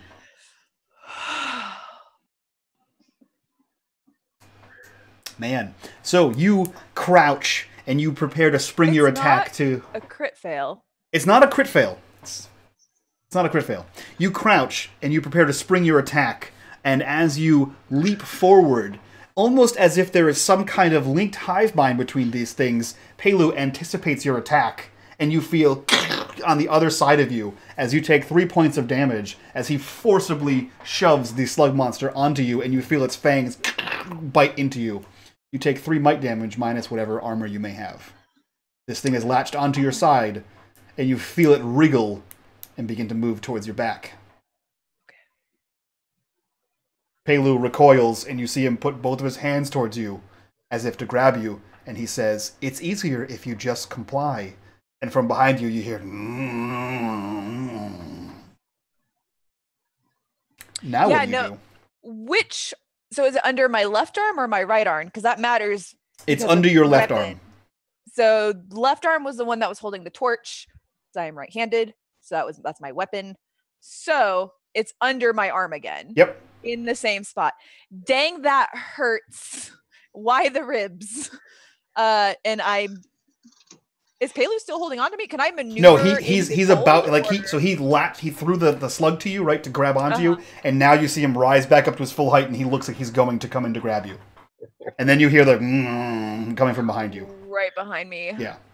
So it looks like you can attack the slug, or Pelu, or the mace wielding man, or the club wielding man, or get the hell out of there. But something has got to give. I believe, with my excellent training and upbringing, that I can sidestep Pelu while still stabbing Slug, because this is a problem. But also the grabs are... I'm just getting assaulted from every direction. I want to sidestep. I know the zombie.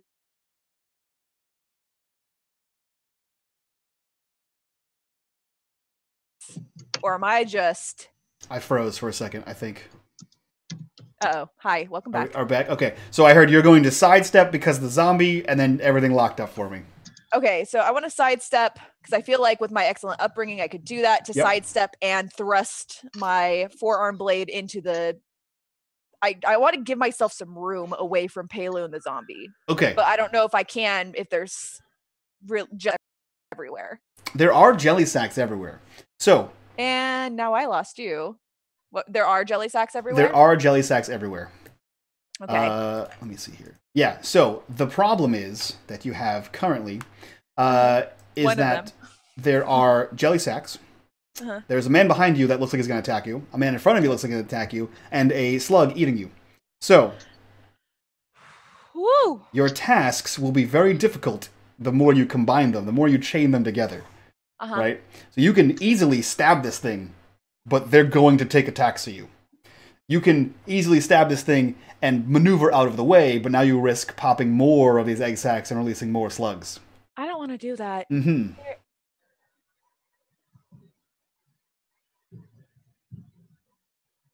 going to triage, stab the slug. Okay. Yeah. So it is the most immediate threat, and I will deal with other things. Okay. So I need a difficulty 3 attack on this slug.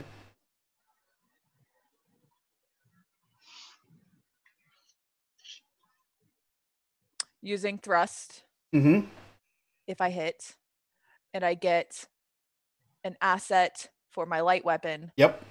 Just talking it out. Yes. Ooh. Yes. Okay. That was so.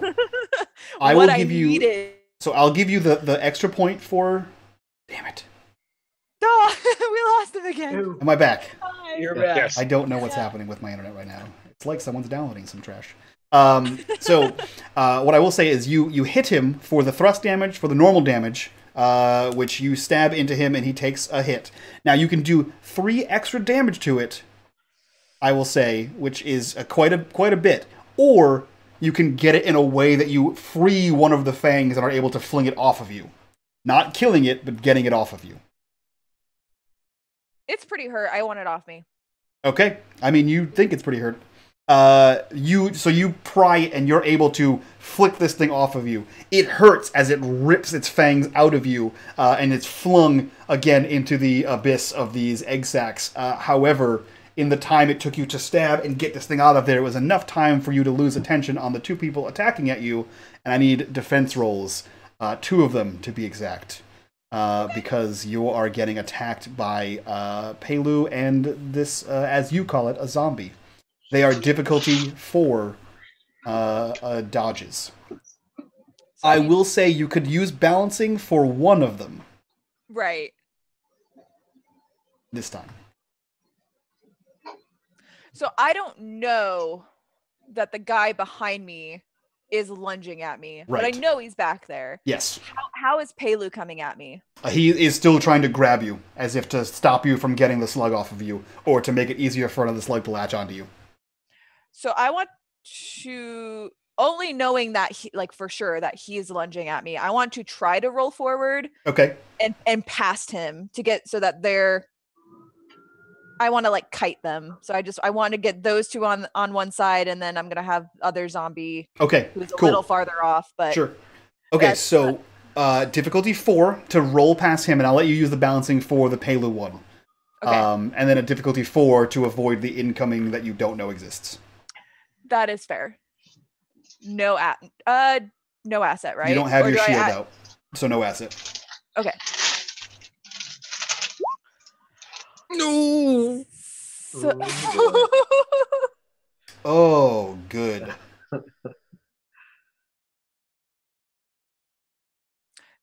Good. Roll the second one. Oh, okay. You don't. Okay. Yes. So it's a speed defense, and I don't know it's coming, so I'm not. It's just gonna be okay. Cool. So you anticipate this, and you're like, okay, I have this plan. I'm going to do the one thing, and you're trying to do all the balancing math around your head, right? The trajectory of which you have to nimbly dodge to not hit any of these egg sacs. Yeah. And you do so, and the moment you dodge left, you see Pelu lunge left and grab you, and it is a strength that you didn't know Pelu had as he slams you to the ground, and you feel the pressure of an adult male kind of on your back, and you're kicking and squirming as you feel bite into the space between your shoulder blades, and then another one about 18 inches down into your lower back as you feel the spikes drive into you from one of these slugs as they hold you down, waiting for it to assimilate. It is at this time we jump back to the surface. Son of a biscuit. And you hear, yes, and the door opens. And then you hear in your head, please wait. And the statue moves and sort of flows towards the door. Go ahead. Oh, I'm telling my guys. Oh, okay. Because they don't hear that. Yeah, you see it flow towards the door, and it sort of just kind of goes up and glides down. And as it glides down, you see it becomes stairs down this thing as it slowly glides down this hole into the darkness. And you hear, as if far away, proceed. And there we go. So Wyloch starts heading down the stairs is forming behind the statue. Arri and Zariff, are you following as well? Does it look dark? It looks dark. Do I have a torch? If you have an explorer's pack, then you do. I don't know if I do. I think everyone can start with one. I assume Zariff has one. Yes. Yeah. So I would like to torch it up as we go down there. Yep. So you spark a torch and you kind of hold it up above your head. Yep. I'm right behind Wyloch. Okay.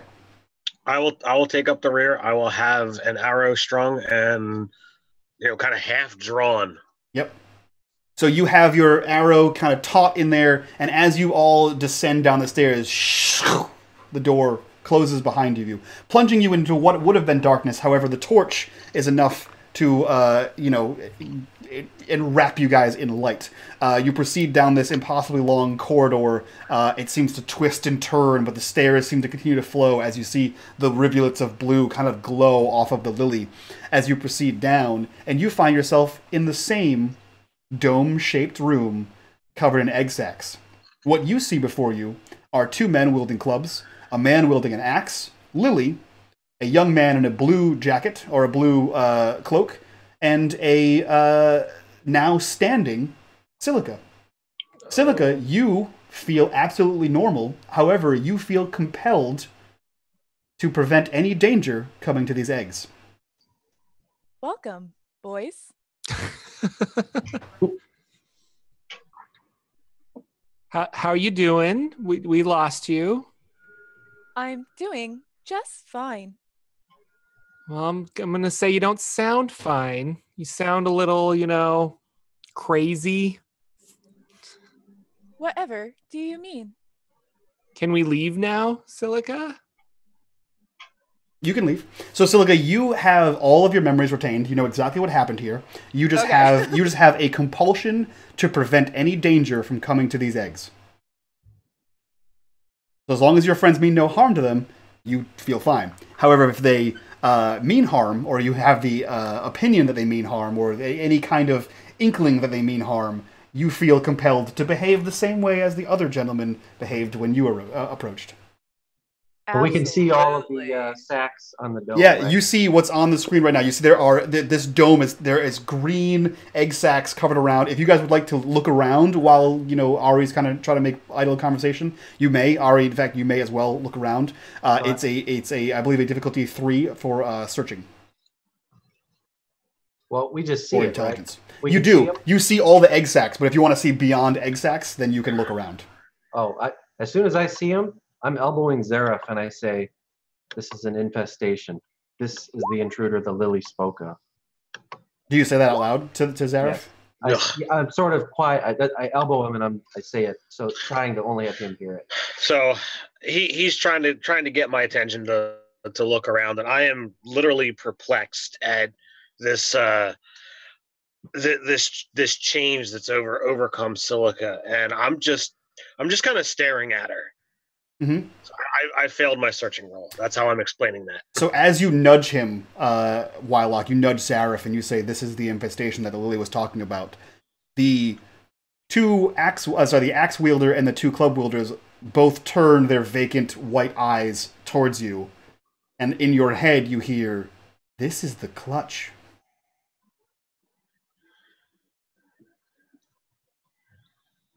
I try and speak back in my head. Who is this? The Lily.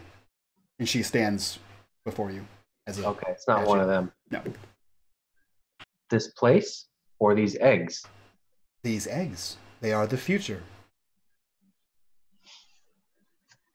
What future would that be? My matron's future. What are her plans? To live. Are these her children? Of course. All right. So I'm kind of weirded out. Even for me, Mm-hmm. I'm weirded out.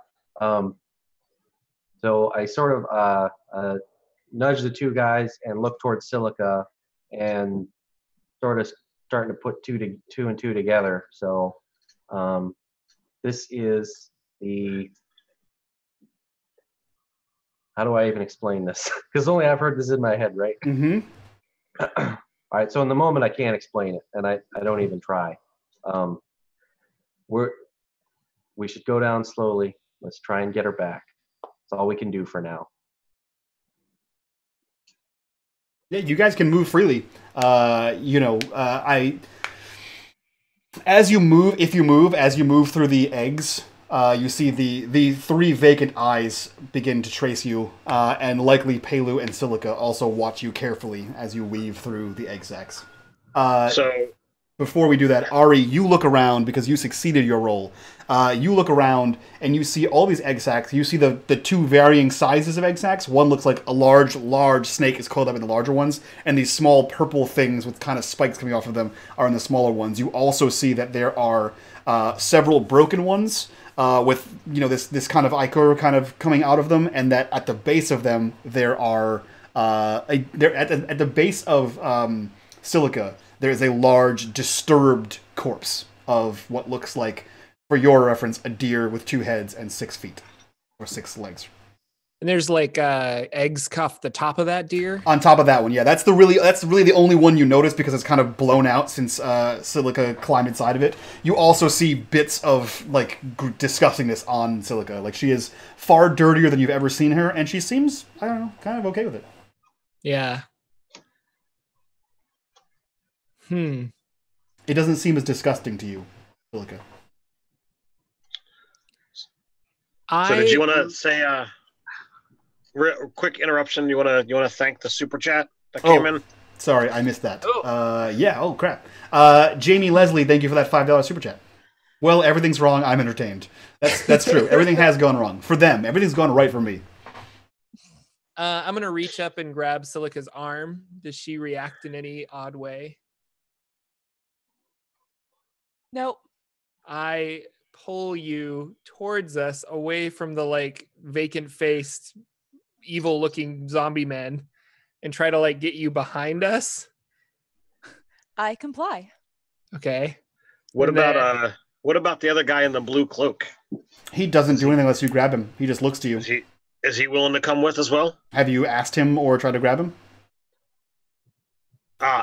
We're all similar dressed, so I'm going to assume that he's a Carol. That's a fair assumption. I'm gonna offer out my hand to try and bring him along as well. He looks to you and says, "Where would you go? Why not stay here?" It's nice here. If only I had information about what the frick is going on. If only. Stay Are here. the stairs still there? They're not like sealed up or anything? The stairs are there, but you know the door closed behind you. I got a solution for that, so possibly. What glorious thing will we witness should we stay here? What glorious thing will we witness should we stay here? Well, I give the best questions. That's a good question. They all rotate towards you again, and Pelu speaks. The hatching.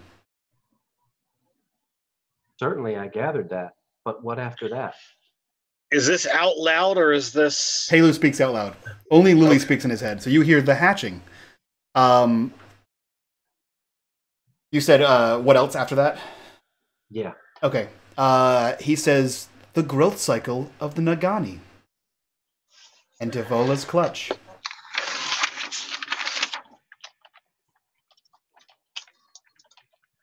We must protect the clutch. One of us. One of us. I turn. Is it open enough space that I could whisper to Wyloch without like people overhearing or without Silica overhearing? You think so?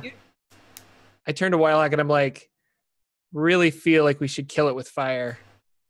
I immediately stab him. So Arri pulled me towards him. Yeah. To pull closer to him. Yeah. I straight up heard that. I will stab him. So I need a attack 3 and a defense 3. I love you, Arri. I'm so sorry. No, this is great. So I need an attack 3 from you and a defense 3 from you. Whoever got the higher one, well, that's how we'll do contested rolls. Would that be speed or might? That'd be a speed defense. And I'd be using might to attack. Yeah. 3. Asset for my weapon. Let's just hope Is there any chance that I see the thing on her back when this happens? As you take, so Arri, you take 2 points of damage minus your armor. Which I take 0 damage. I think you take 0 damage, yeah. So you feel the blade sort of sink out of the arm and just scrape across. Are you wearing armor, or is it just because you have metal infused because in your of body? my metal arm and legs? So this might be the first time in close range anyone has seen this, but you feel the blade sort of rake across your stomach. What does it look like to everyone who sees this for the first time as the blade does not sink into flesh? Oh, from my perspective? Well, from their perspective. Oh, from their perspective, yeah, it's one of those, I don't know, like slicing into a peach, I guess, but you hit the pit too early kind of a thing. So like this knife comes in and like it cuts a little bit, but it's almost just like a scrape. Like there's not like it doesn't go in and in and in. And so I've got this like metal, I don't know, skeleton on the inside that kind of protects me a little bit. Yeah. So you hear this like this wrench of metal on metal as it strikes Arri, and when the blow comes in, Zariff, you with keen eyes, I think you have like a +2 to searching, right? You see that there is a purple slug attached to the length of her spine. Can I shoot the slug? You can. Go ahead. Does it look like it's a really hard shot? No, it is a difficulty 3 shot on the slug.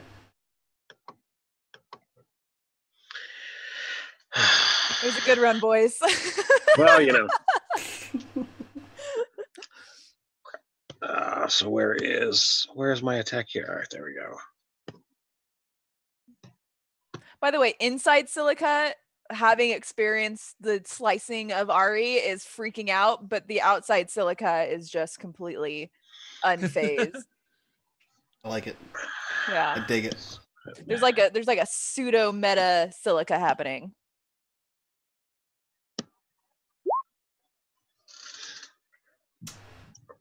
So, Silica, you take 5 points of might damage. I scream because I'm getting very low on might at this point. I've been fighting for a while. Does my armor help me, or? I'm sorry. No. You actually take 4 points of might damage. Okay, its armor helps you. Okay. Oh, good. So is the thing visibly damaged? So your arrow sinks right into this thing. It doesn't move at all, but Silica reacts as if you shot her.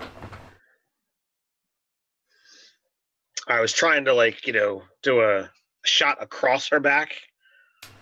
So for a meta sense, to clear your conscience, either way, Silica would have responded as if you shot her. No, it's fine. I mean, you if you want it to stick into her, I mean, it can literally go through the thing. It sticks into the slug, not her, but she reacts as if you shot her anywhere in her body. Well, I felt that one. Is she on the ground? Did she fall down? Did you fall down? At this point, I probably took a knee. It's like I took an arrow to the knee almost. Mm-hmm. That kind of metaphor. I'm down. I'm a down, very but not careful all the way knee. down. I would like to pick her up and kind of shove her at Zariff and say, get her out of here. And then I'm going to turn to Wyloch and I'm going to say, all of us need to leave right now. And I'm going to try to bring up the rear as I turn my metal arm towards them.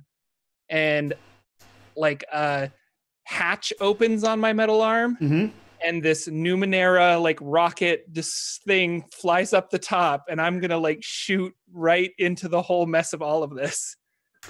So the moment you act incredibly aggressively, everyone's eyes turn towards you, and right before you have a chance to release that awesome thing that you're about to release, Wyloch, you hear in your head, if the insidious choir is not defeated, it will destroy your world. And then all of this starts to happen. Their shoving happens, and then you see like a thing starts to leave his arm. It said what again? If the insidious choir is not defeated, it will destroy your world. From their perspective.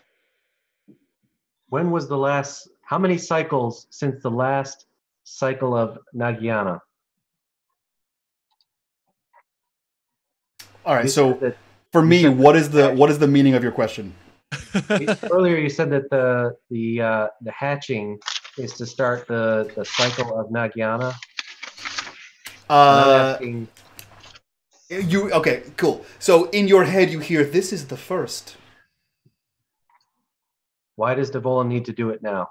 And I'm backing up slowly as I'm trying this last-ditch conversation. All Nagani wish to procreate. But not until now? Few get to this cycle. Who created them? They have always existed. And are there more of these pods on this island? No.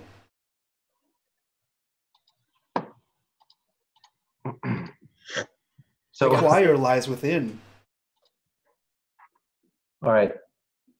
I try and hold up, and I try and stop Arri. I try and say, wait. I don't know if I did it in time, but very dramatically, I hold up a hand because I can't make sense of any of this. So Arri, that is entirely up to you if he made it in time for you to deploy that or not. He did not, because I gotta save my friends. So you shove Silica towards this thing. Everyone begins acting aggressive, right? You make an aggressive shove. Silica has to stumble over the eggs to not endanger any of them. You draw the ire of everyone in here, including Pelu and including Silica, which you've already drawn the ire of. But you shove her towards Zariff and hope that Zariff can get her out of here. Silica has been thrown into your arms. However, she looks as aggressive as she did when she stabbed out. If you would like to grab her and forcibly remove her up the stairs, you're going to have another contested roll for it. And you also see the hatch, and a thing go out of his arm. All right. My plan is to pretty much try to grab an arm and a leg and scoop her so that her torso is across my shoulders, and I'm going for the stairs. Okay, so I need you to make a might 3. And Silica, because you are who you are, you can use balancing and speed to get out of this. Whoever has the higher roll is the one who is grappled, or is the one who is, that's the winning coin right there. Difficulty 3 for both. Difficulty 3 for both.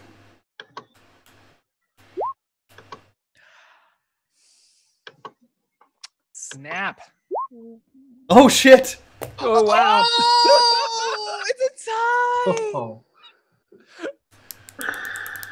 Wow. Tie goes to the good guys. You grab her as she's twisting and writhing in you, slightly slowed by the thing that's on her back. The two of you tumble and collide into the eggs. You feel horrible about this, Silica. The rest of you, Wyloch and Arri, you see more of these things go, and more of these creatures, these serpentine purple slugs, sort of, and flop onto the floor. One of which is moving towards Zariff. What are you guys doing? I pull my hand down and say, okay. Okay. Arri, your two of your friends are on the ground. Wyloch has rescinded his desire for you to hold back. What do you do? I have a wristband projector detonation Numenera or cipher, and it's an explosive device, and I'm gonna fire it and see what it does. Okay. Does it say what the range is on it? It says long range or short range. Okay, so that's how far you can throw it. Does it say the area of effect on it at all? Like how much of an explosion it is? Explodes in an immediate radius, inflicting damage equal to the cipher level. Roll for the type of damage. Okay, cool. So the way, a little mechanical thing here, the way Numenera works is immediate is right next to you. Then there's short, and then there's long, right? So immediate would be like, if we're talking about like D&D terms, if you're here, it's the 5 squares directly, or the, 8 squares directly around you, right? So you kind of burst out. So right now, if you drop, you can fire it a long distance, right? Or a short distance. You can fire it and you'll blow up essentially 9 squares, right? So obviously you wouldn't want to deploy it here, you'd hit your friends. But against the back wall, you might want to throw it that way. Yes. You can roll, so first of all, roll for damage. Roll for what the type of damage is. There should be a chart in your Numenera, just expand it. Yes, it's a D100, so I just roll D100? Yep, just /R space 1D100.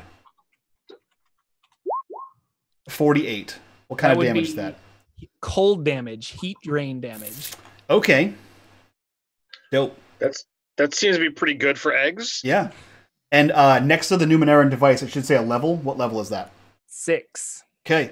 So, describe to me what it looks like when your projectile shoots out of your wrist rocket, hits the back wall, bounces down, and does cold or heat absorption damage to the eggs around it. Immediately, I was thinking of the Mortal Kombat movie with Sub-Zero when he's making that like boom, boom, it's like getting bigger and bigger and kind of freezing the room. Mm-hmm. So this like, for lack of a better term, rocket almost like fires off, and you just see this chill exhaust come out from the edge as it hits the wall, and then you just see this as it blows up this blue kind of like spherical light.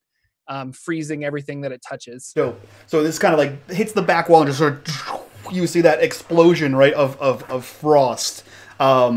You hear from deep within this entire... Why, like, who are you attacking? Oh, okay. Sorry, I clicked the wrong button. So you hear from deep within, like further below you, right, this rumble. You hear this that sort of pervades like the island. Wyloch, you need to make me an intelligence intelligence defense DC 4.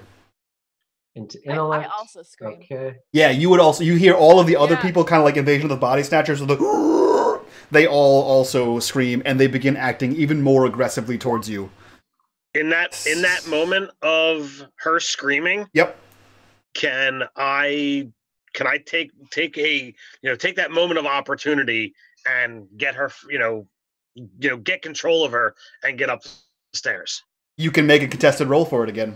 In the meantime, Wyloch, you feel that intrusion again sort of pervade your mind, but you're waiting for it, and you feel that like that reverb kind of happen, that feedback, and you're like, nope, not today, and you force the loop out, and you feel like whatever triggered it before might be triggering it again, and you have a strong tell that it could be the lily. That it could be the lily, not the thing that just roared. Yes, okay. The lily. Silica, you can make a balancing or acrobatics, whatever, check as well, as Zariff tries to regain control of you and force you out of the egg room.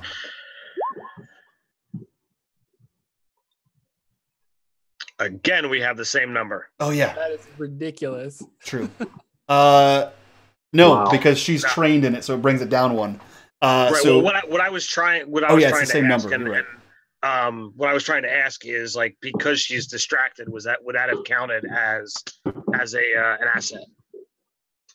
I don't think so, because her prime directive is to defend the eggs, and you guys are a threat.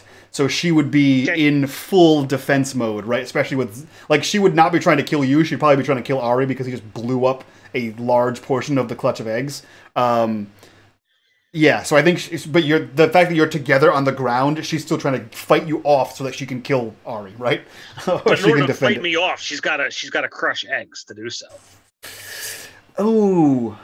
Oh, I might. Yeah, if I landed in eggs, I'm already feeling bad about that. Plus, if I'm like surrounded by eggs, I'm not gonna go stampeding through that to get to Arri necessarily. So we'll keep the same number, and I'll make it for you, Silica. It would have been a difficulty 4. Which means you needed a 12, and you did not get it. So, we'll say that you do, Zariff, you do gain positive control over Silica. However, you notice that there are 4 people advancing on the rest of your position. So, you guys see Zariff pin her down and like get positive control. Wyloch and Arri, you see the remaining 4 people, 2 club wielders and 1 guy dragging a large, like, Arri hammer-size large axe across the floor, moving towards you. What are you doing? I reach into my cloak and I pull out what looks like sort of a small 1920s steampunk projector, a miniature kind of thing. It's got a button on the side, and then the telescope's out, and now it starts displaying as if there were a movie screen right in front of them, shimmering, 20 by 20 feet. And then the whole thing sort of fritzes out. It like smoke comes out of it. Yeah. So it's done, and I throw it away. So I use my force screen projector cipher to create a new immobile plane of force, 20 feet by 20 feet for 1 hour, and it's between us and them to hopefully delay, because we're at the base of the staircase, right? Yeah. Okay. So it's to hopefully delay them for a beat so that we can hightail and run. Okay, yeah, I like that. So you force project this thing out there, and a wall shimmers into being, right? Obviously, there's still an edge on either side of it they can walk around, and the lily is near you. The lily is still with you guys, because you guys all came down the stairs together. So on the ground is Zariff and Silica. I need Zariff, and I need Arri to make me a speed defense 4.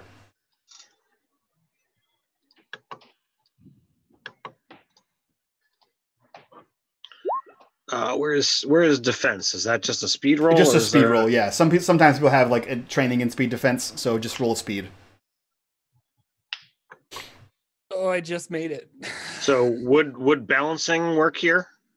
I would normally have said yes. However, you are on all fours pinning someone to the ground, so I think that you're...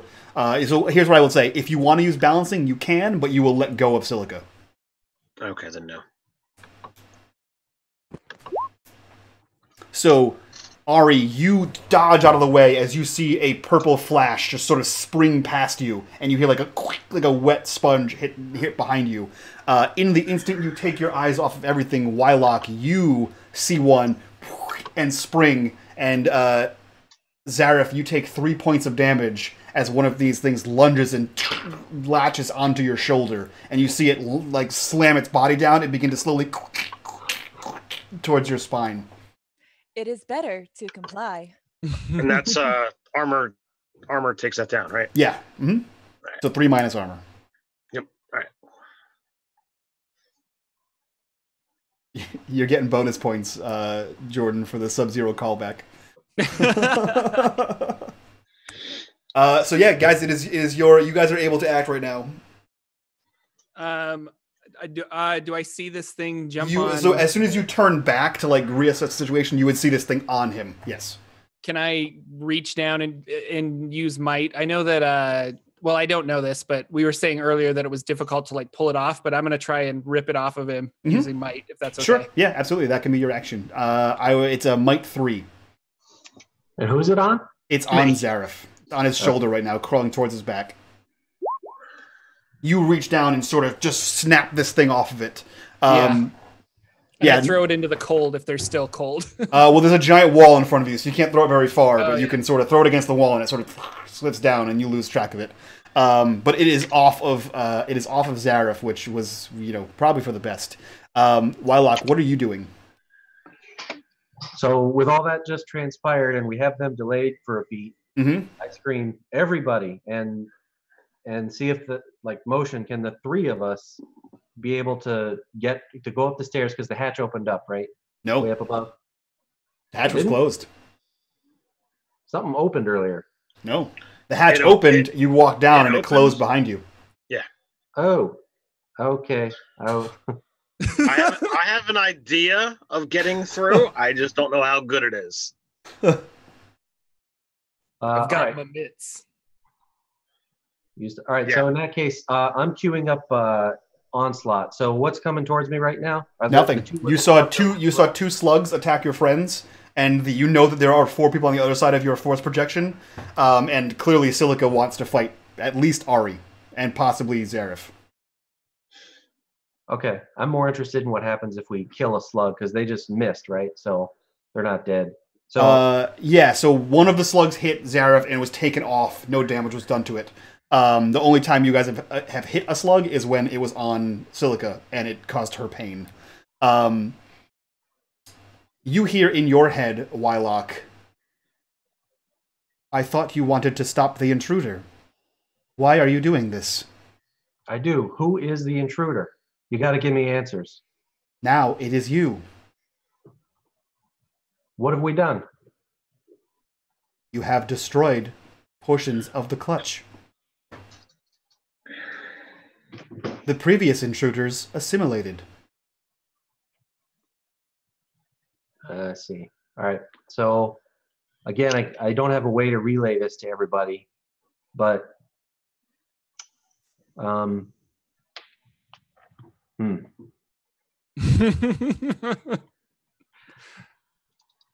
can't shoot our way out of this one. You can. Right. I'm not going to stop you from trying. And we misunderstood. You said that there was an intruder. I only assumed that this was an infestation, something intruding into your island. How was I supposed to know? This is the clutch, as I said when you arrived. Call them off. We didn't understand. Call them off.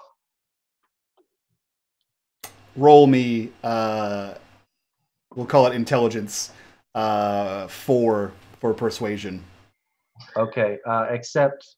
You have a disability. Disability. So is that So what you do is, so because on your sheet, right, it should say I next to it as inability. Just roll that as the thing and put difficulty 4 in that.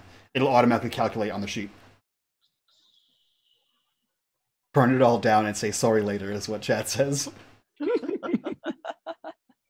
Not seeing that inability. So let's see here. Let me just I'll just manually.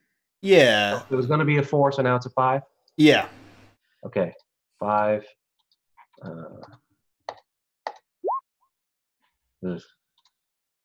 That is not enough.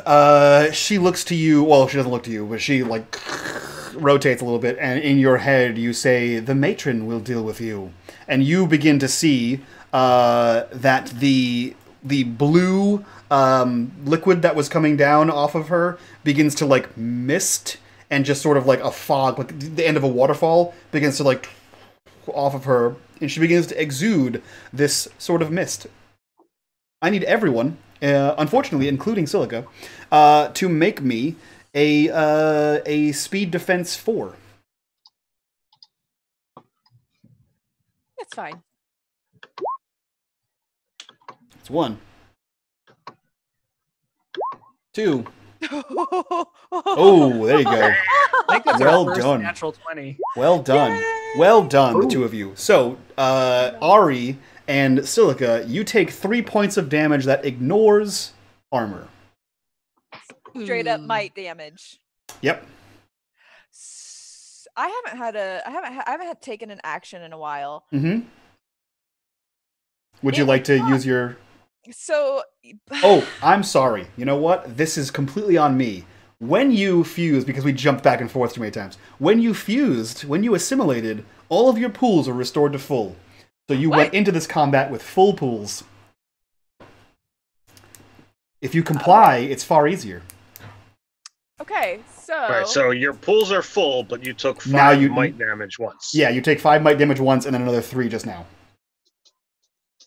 Okay, so I was right. So I'm at 10. Yep. Okay. But the rest of your pools are all the way back up. It is easier to comply. It is easier to comply. So yes, it seems as though the Lily has activated her defense mechanism and says the matron will deal with you. So what is the major and minor effects that Arri and I get, or Wyloch and I get? That's the wonky part about the freaking this game is like that's a defense roll. So what would you like to come out of that? Usually it's like you get bonus damage, or you can do something to evade a thing, like you can break a sword, right? But this is a gas attack. So if you have ideas for minor or major effects, spitball them at me. Bill, any ideas here? Since we withstood it, do I learn anything about the nature of this? Is it magical or chemical? Or is this literally Devola making herself physically present? Am I able to learn anything about it?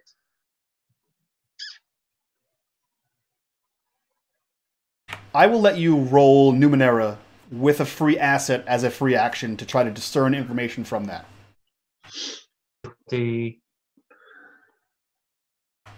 Difficulty 4. 4. Which means you need to roll like a 3. With asset. Whoa. Yeah. Fuck you, Bill. Yeah. Okay, cool. It's a plot roll. Cool. These are my favorite moments. So, you...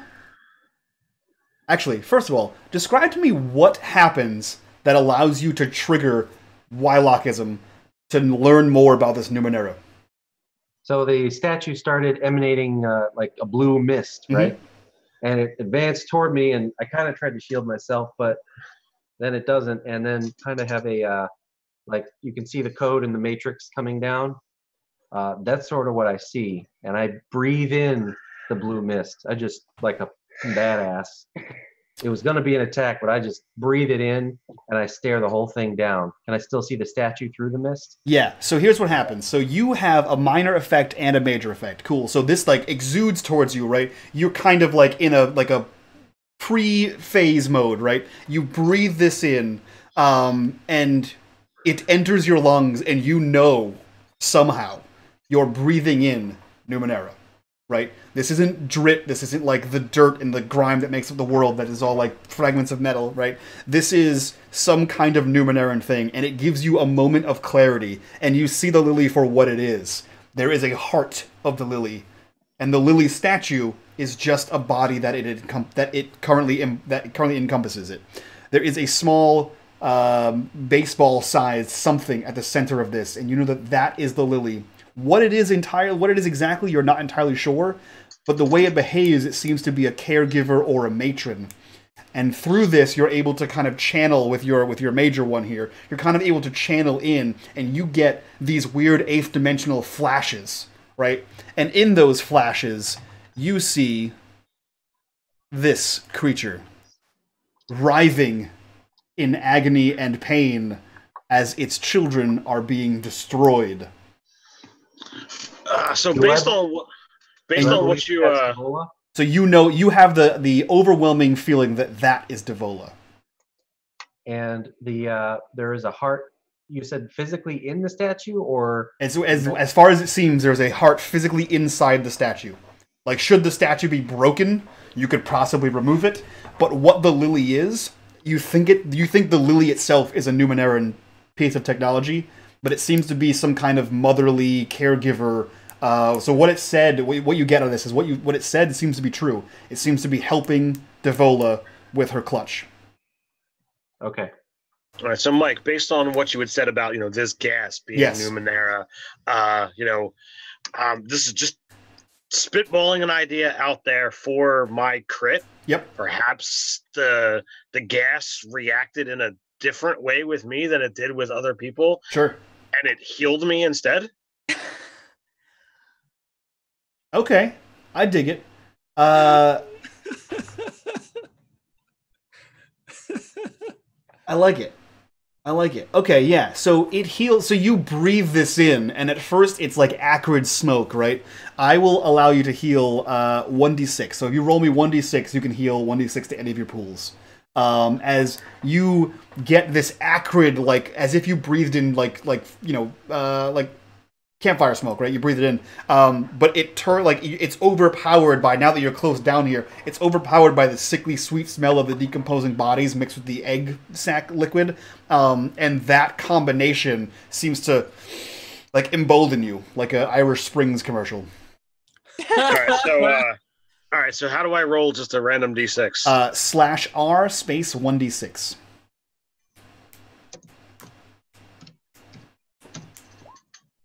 So you can add 2 to any of your pools, or any combination of your pools.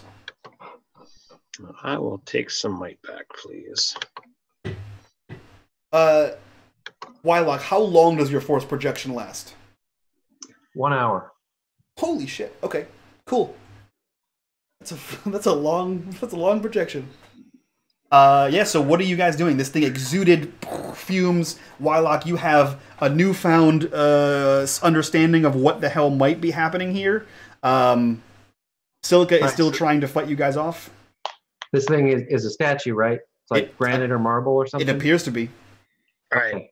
Arri is stronger than I. Mm-hmm. So I'm going to, Arri, help me.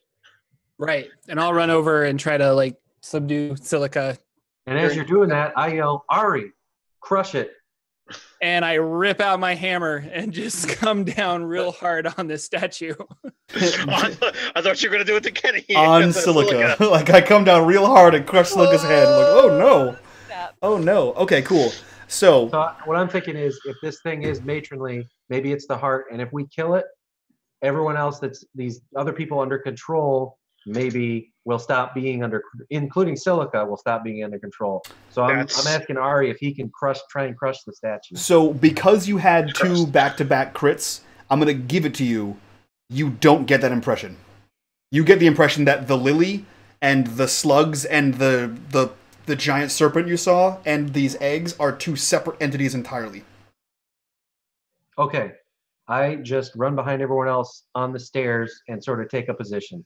Okay. And you wait, and you still have him smash this thing? No, I don't do that. Okay, so you say you retract the smash. Okay. Right. Yeah. So you get the impression, like, you have this keen awareness, right, that the The large serpentine things are probably the clutch. The smaller things are some kind of defense mechanism that it makes these, slaves, essentially, and they all belong to the giant serpent you saw. But Lily seems to be a caretaker. That's why she wanted your assistance in getting rid of the intruder who was causing damage to the clutch. However, now, you're the ones causing damage to the clutch, and she wants to get rid of you. That's the kind of what your senses pick up with through the misty weirdness of here. So Zariff says, Arri, get over here and pin her down. Wyloch steps back to the stairs and prepares to bolt the hell out of there. Zariff and Silica. So Zariff, when he gets over there, I'll have Silica and Arri roll opposing checks. For you, Silica, it'll be a 4 to use your balancing to wriggle out of there. Arri, it'll be a 3 to pin her down. Oh, actually, it'll be a 3 with an ascent because she's already pinned down. Yeah, I'm trying to pick her up and I want to move her up the stairs if possible. Okay, so if you're trying to move her away, it'll just be a 3. Okay. All right. So since I'm, since Arri is taking over control here, I want to head to the top of the stairs. Yep. And I have living solvent. So this is Silica. You are absolutely grabbed by Arri. Yeah, almost as if you just gave up. He just picks you up like a child and sort of wraps you up, and he has you completely. You are going to use impossible solvent. The living solvent. Isn't this thing supposed to be acid that's supposed to be able to eat through anything? Is it? Let's find out. Or am I not remembering this correctly? I just, it's a canister containing slime. I thought it was. Where did you get that? That was one of my starting items. Oh, you should be able to. Okay, so on your character sheet, right? So you see that little magnifying glass next to living solvent. You should be able to click that, which I just did for you, and you can see what it does. Yeah, it says once released, this organic slime dissolves 1 cubic foot of material each round. After 1 round per cipher level, the slime dies and becomes inert. Yep. So 2 cubic feet, that should be more than enough for us to be able to get through. It should be, absolutely, yeah. So how do you, what does it look like when you release the living solvent on this thing? What does the solvent look like, and what does it look like when you out of the canister? All right, so it's it's this, just a jar of, glass container that I've kept, wrapped up in cloth so it doesn't accidentally break. So I'm going to the door and I'm just going to sprinkle this slime, which, looks like, slime. It's, purplish and green, and it goes on there. And as soon as it hits the acrid scent of acid, starts to fill the air as it begins to dissolve and melt whatever this metal door is in front of us.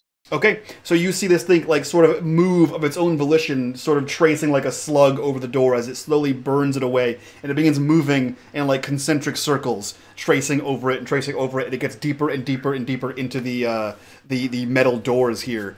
As you kind of watch over this thing in the darkness, as it sort of goes around this. Wyloch, Zariff bolted by you to go try to hopefully get a way out. You see the struggling Silica completely held by Arri moving towards the stairs. What are you doing, Wyloch, and what are you doing, Arri? I'm going to... All right, so these other guys are presumably like Silica. They have an impulse, but they're not like zombies. At least you get that impression out of Pelu. Okay.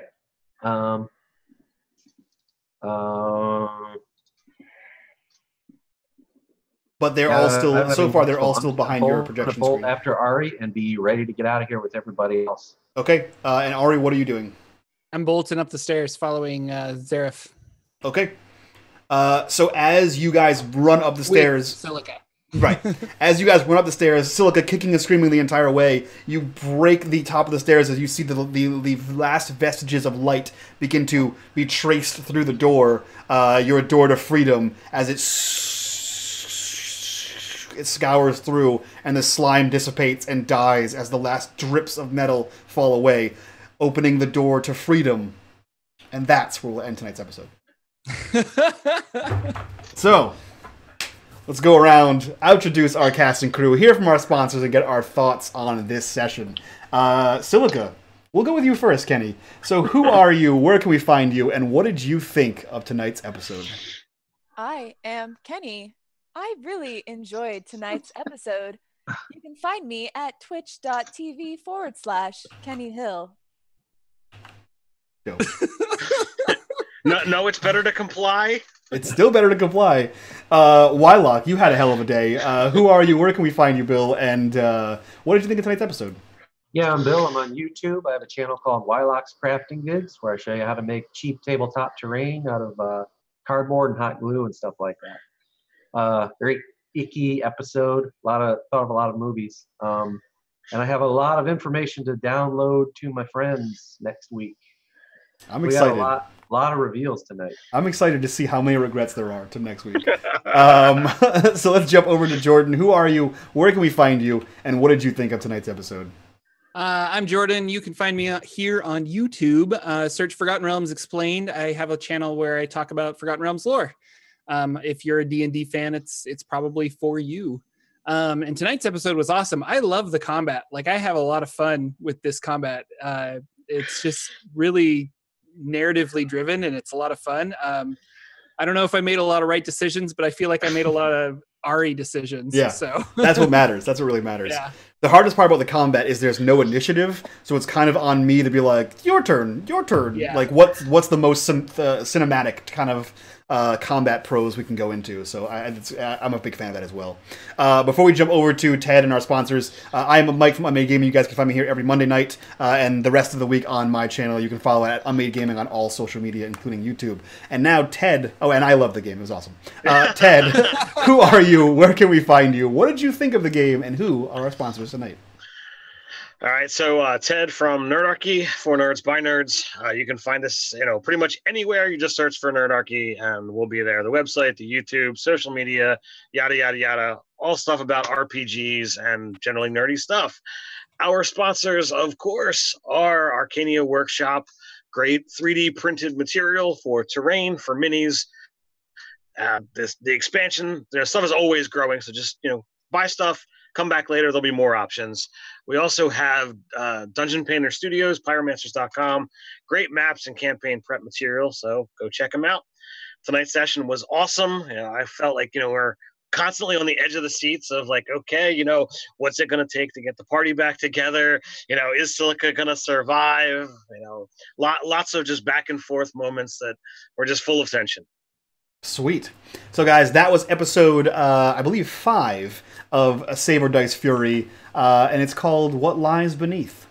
So with that, guys, we're going to get the hell out of here. You guys have a good night, and if you haven't caught this, catch on the VOD. And bye-bye. Bye.